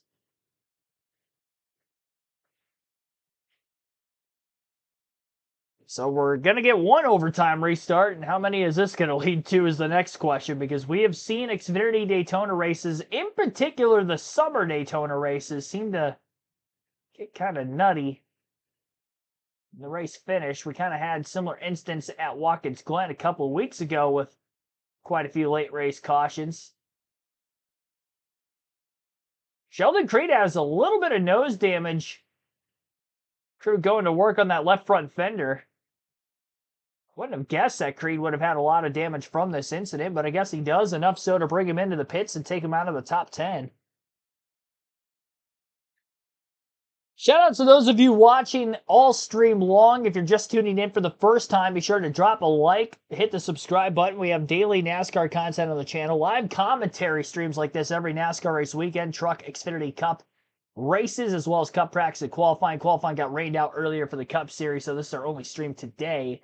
We'll be back again tomorrow at 7 p.m. Eastern. We'll go live with our pre-race coverage. We'll do some NASCAR trivia in the pre-race Daytona edition.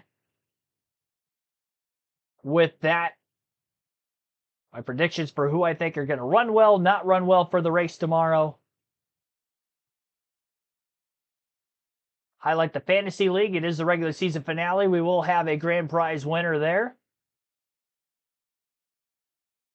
Crew chief, a top 88 box with an interview. Proud of Parker to be Marty able to Lindley. get in our car and adjust this quick, and he's really done us an awesome job. And really proud of Connor to be able to come back so soon and get back in the car to start the race. So just hopefully we can hold him off here for a lap and a half or 2 laps here. Happens. All right, I'll let you get back on the radio and see if we can get Connor's thoughts here. All right, are you proud of Parker? Are you jealous? What are you feeling right now?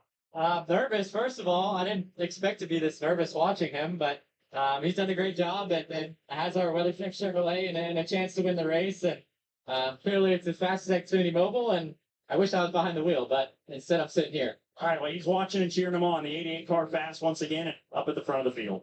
I like the position that Parker's in right now, Adam, and I say that because obviously Austin Hill right behind him, I would think is going to choose beside him when we get to the choose to be on the front row. And that most likely will put his teammate Allgaier right behind him. It's been a great pusher, and it's going to put Leland Honeyman then behind the 21. Not to take anything away from Leland Honeyman, but I like having Allgaier being behind me to give me that push. And we've watched on these restarts, it's almost been side by side, but we have seen a couple of them that the two guys get locked together that they're able to get away. And if Parker can get that, he's going to be in a really good position on a green-white checker. We've seen Junior Motorsports in a position to try to win some Daytona races in the past when they have numbers at the front of the field, and they tend to not pull it off. So I'm not necessarily going to say that the 88 and the 7 have this on lock, with the 70 of Leland Honeyman being the one to push Austin Hill. Jesse Love is not too much further behind Austin Hill. I would imagine he'll pick the same row as him, more than likely. I guess he could take the inside of row 3, 88 and the 7, get a great launch. Maybe that could pull the 2 up with the 21. And then for about the last lap and a half, they could be together. Top 10 in the running order. Into the first overtime restart, we'll have Parker Kligerman in the lead, Austin Hill second, Justin Allgaier third, Leland Honeyman fourth, Jesse Love fifth, Brandon Jones in sixth, Sammy Smith seventh, Sam Mayer eighth, Brennan Poole ninth, Nick Sanchez in 10th. Natalie Decker in 11th, Dean Thompson 12th, Patrick Emmerling 13th, Garrett Smithley 14th, Kyle Sieg 15th, Joey Gay 16th, Josh Balicki 17th, Justin Haley 18th, Sheldon Creed 19th, Blaine Perkins 20th, Harrison Burton 21st, Carson Quapple 22nd, Mason Maggio 23rd, Ryan Ellis 24th, Eric Almirola 25th, 26th for Jeb Burt Williams Sawash 27th are the last cars on the lead lap. Some of those have damage from this last incident, but for the most part, we got well over 20 cars that are cleaning up.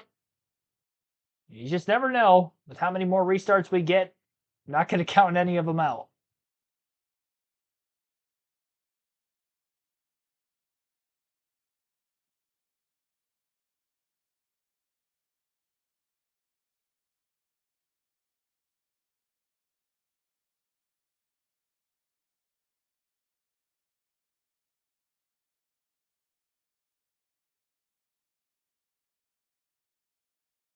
Now, Parker Kligerman does win this race. In the stat book, it would count as a win for Connor Zilisch, not just because he started the race for the points side of things, but the career statistics as well. It would not necessarily be the first career win in the Xfinity Series for Parker Kligerman, who has been close on several occasions in his full-time tenure in the Xfinity Series. But instead, it would be the 8th career win for Zilich in the Xfinity Series and the 7th of the season. And obviously 5 more playoff points and a chance to try to stay atop the regular season standings lead. 1 to go signal this time by. We'll see who's going to pick what line. To the inside goes Kligerman, outside Hill, no surprise there. And Jesse Love does take the bottom of row 3. So Love will be behind the 88 and the 7. Brandon Jones in 6th place also takes the inside. So the 7th place car is going to have the outside of row 3. That would be another JRM Chevy, Sammy Smith, who was very quick early. Won stage 1. Sam Mayer had a lot of speed early. He's up in the front 4 rows. This thing could be wide open. And this may not be the final restart. We'll see how it's going to shape up. I got to wake up for work in about 5.5 hours, so I really hope that this thing is going to get over kind of quick. I hope this is the only one selfishly.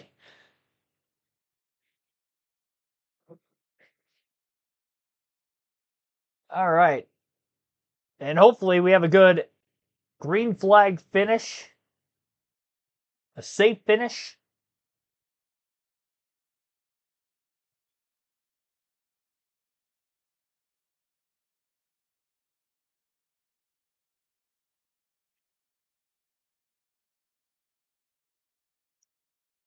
It'd be a triumphant story, though, if Parker Kligerman's able to go to victory lane behind the wheel of an Xfinity car with how close he was at the Roval just a couple years ago. And he's had some other close calls as well. A couple runner-ups on these drafting-style tracks. Atlanta, he finished 2nd twice with the new Atlanta.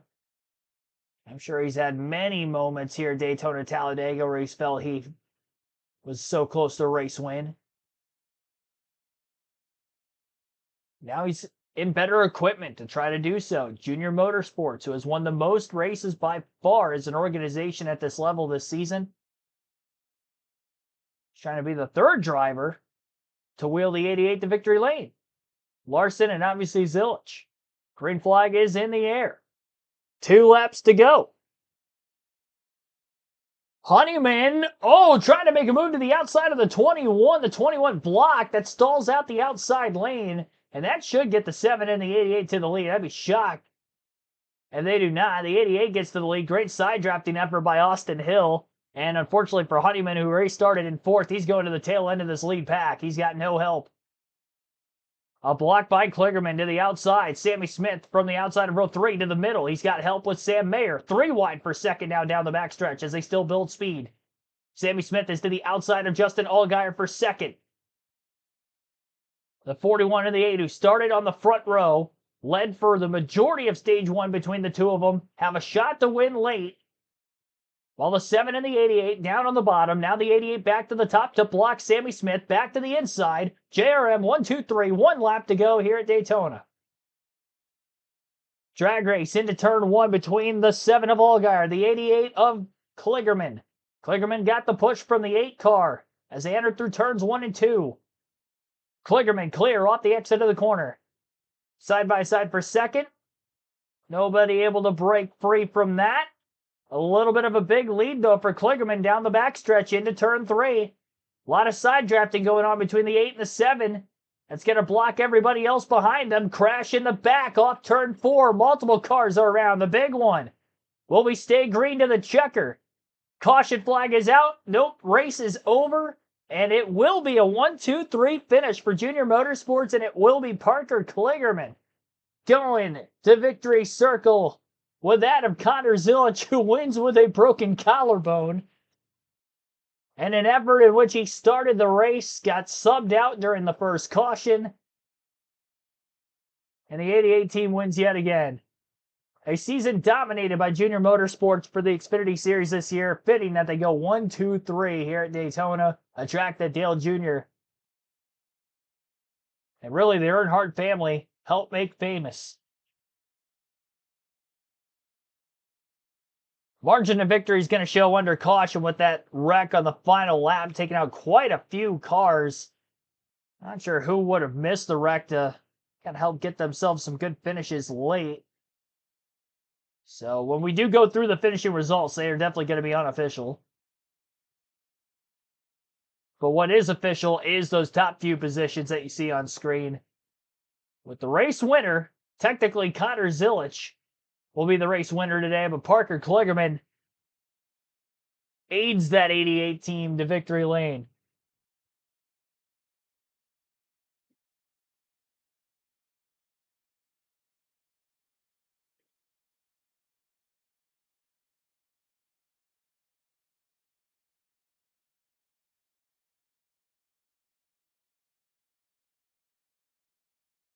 That's unbelievable. I haven't seen anybody win with a substitute driver for somebody that was actually injured. And the only one that comes to mind was when Denny Hamlin subbed at Milwaukee. I think it was 2006. If it wasn't 06, it was 07. There was a Milwaukee race, middle of the summer. Almirola started. Hamlin finished, won the race. But it was more for a sponsorship deal and not because Almirola was hurt by any means. And Almirola got credited with the win. That was his only Xfinity win for the longest time until he was able to actually win, oddly enough, here at Daytona in the summer race of 2016. But now it's Connor Zilich running. Please don't trip. with broken collarbone and all. We'll be running to the final moment here for Parker, who again has come so close to victory lane on so many occasions. Even right here at Daytona in the Truck Series earlier this season, he was in victory circle. And then the win had gotten taken away from him after failing post-race. So, I mean, it is definitely a full circle moment for Parker Kligerman. And he did the brunt of the work here tonight.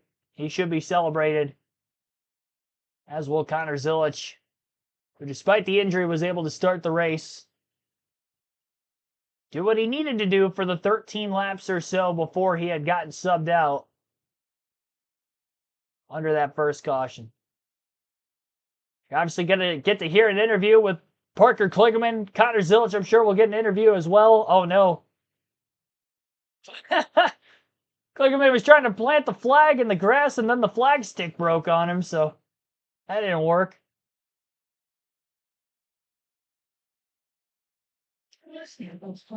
Money that Parker probably goes to tech with that car tonight, wouldn't you, and make sure that everything is okay.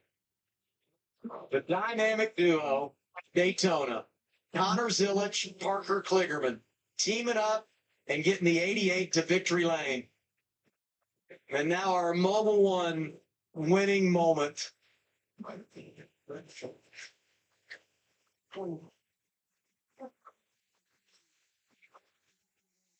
Dale Jr. celebrating, and here's that Mobile One winning moment. Just snapped it. We were not going to let him live that down for sure. So they celebrate on the front straightaway, and now Parker will drive it over to Mobile One victory lane. Got a feeling Parker will be wearing that suit next week to the studio to do the race from Portland. What a night for Junior Motorsports. Kligerman and Zilich combined to get the win. Allgaier second, Sammy Smith third. Here's Dylan Welch. Let's catch up with Justin Allgaier, who was in the mix there and ultimately finished second in a Junior Motorsports 1-2-3. What did it come down to? What was the difference there at the end? I wish I knew, if I would be honest with you. I'm really disappointed that I thought we had it. I was able to get to the bottom there, and I thought we had the help that we needed, and I think Jesse just wasn't able to quite bridge the gap there. And disappointing, but at the same time, to have a Junior Motorsports 1-2-3, all the adversity that the 88 team has gone through this week and the effort that they've put in it's cool to see those guys in victory lane. Parker, I mean, you've worked with Parker for a long time. He's put the time and effort in. So proud of our team, proud of everybody on our Hellmans, RCPT Chevrolet. We had a big group of folks here tonight from around Kenny Shoe team, and disappointed we're not celebrating victory lane with them. But it's Miss Evelyn Thomas's 102nd birthday tomorrow. Wish I was there celebrating with a checker flag, but really cool that I know that they'll be at Springfield watching. So just disappointed in the night, but on a solid day for the company. The 7 team has had an up and down summer, as we've talked about. Is this the kind of run and finish you guys needed to get things righted before the playoffs? Yeah, I was fully expecting to be in one of those last cautions the way that our summer's gone. Yeah, the only thing we've been fast as Xfinity Mobile for is getting into the crashes this year. So, it's cool that I mean, our cars are at speed every week, and we've shown that with stages and doing all the right things. They just disappointed we didn't get it done. But again, great day for the company, great day for Chevrolet, Hendrick Engine Power, Dale Jr., Keller, and Miller, just everybody that's a part of this company. Well done. Runner up for Justin Allgaier tonight in Daytona. And he has a 4-point advantage when you look at those regular season standings. And actually, I'm sorry, he's 4 points behind the 88. So Zilich will have a 4-point lead, I believe, as we look at next week. We'll update that in just a second. First down to Mobile One Victory Lane. Here's Kim Kuhn. Yeah, they're going to get that car in position so the photographers can get the great shot that I'm sure is going to be framed at Parker's house once he gets a copy of it. The team ready. Dale Earnhardt Jr., team owner, down here to celebrate his 7th different driver making it to victory lane this year. And, of course, Connor Zilich helping with the car toppers as we wait for Parker Kligerman. He's going to get some congratulations as well. He's really milking it down here, guys.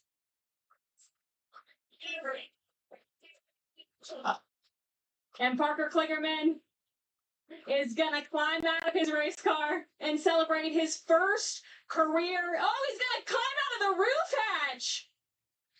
I'm not sure what Dale Jr. is going to say about that. He didn't want to step on the windowsill, he said. Again, Parker subbing for Connor Zilich. Yeah, you got to get yourself down from there now. First career NASCAR Xfinity Series win. You have been in the hunt for this for so long. Did it match the dream you had? It's different in every way because I didn't expect to get a call from Dale Jr. On a day I was leaving to go on vacation and say, "Hey, man, would you come drive this thing?" Obviously, hate the circumstances for Connor. He's amazing generational talent. I feel honored to have gotten the call and to grace the seat that he's been in, that Kyle Larson has been in. I knew I had to hold up my end of the bargain. Thank you to Justin Allgaier. Man, he was a real teammate. We go way back.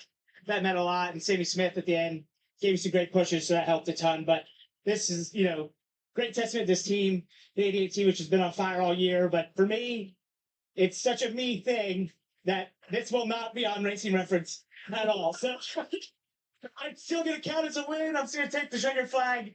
We get the check, of course. But this is just really cool. And to do it with a guy who, younger me, would have never thought in the world I'd even get to speak to him, let alone drive one of his race cars, is just a dream come true. You're the 4th different driver crew chief combo to win in the 88 car this season. 7 different JRM driver. What insight has it given you about this team and what they can accomplish? It's amazing. It's one of the first days of the shop, just the preparation and the level this race team is at is really evident in each person you talk to and everything you do with them.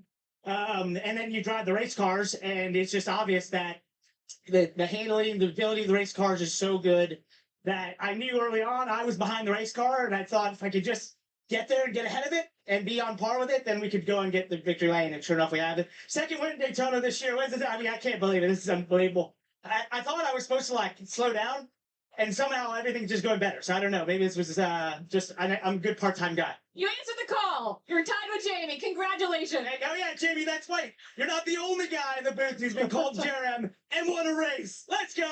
Parker Kligerman, a winner here at Daytona International Speedway.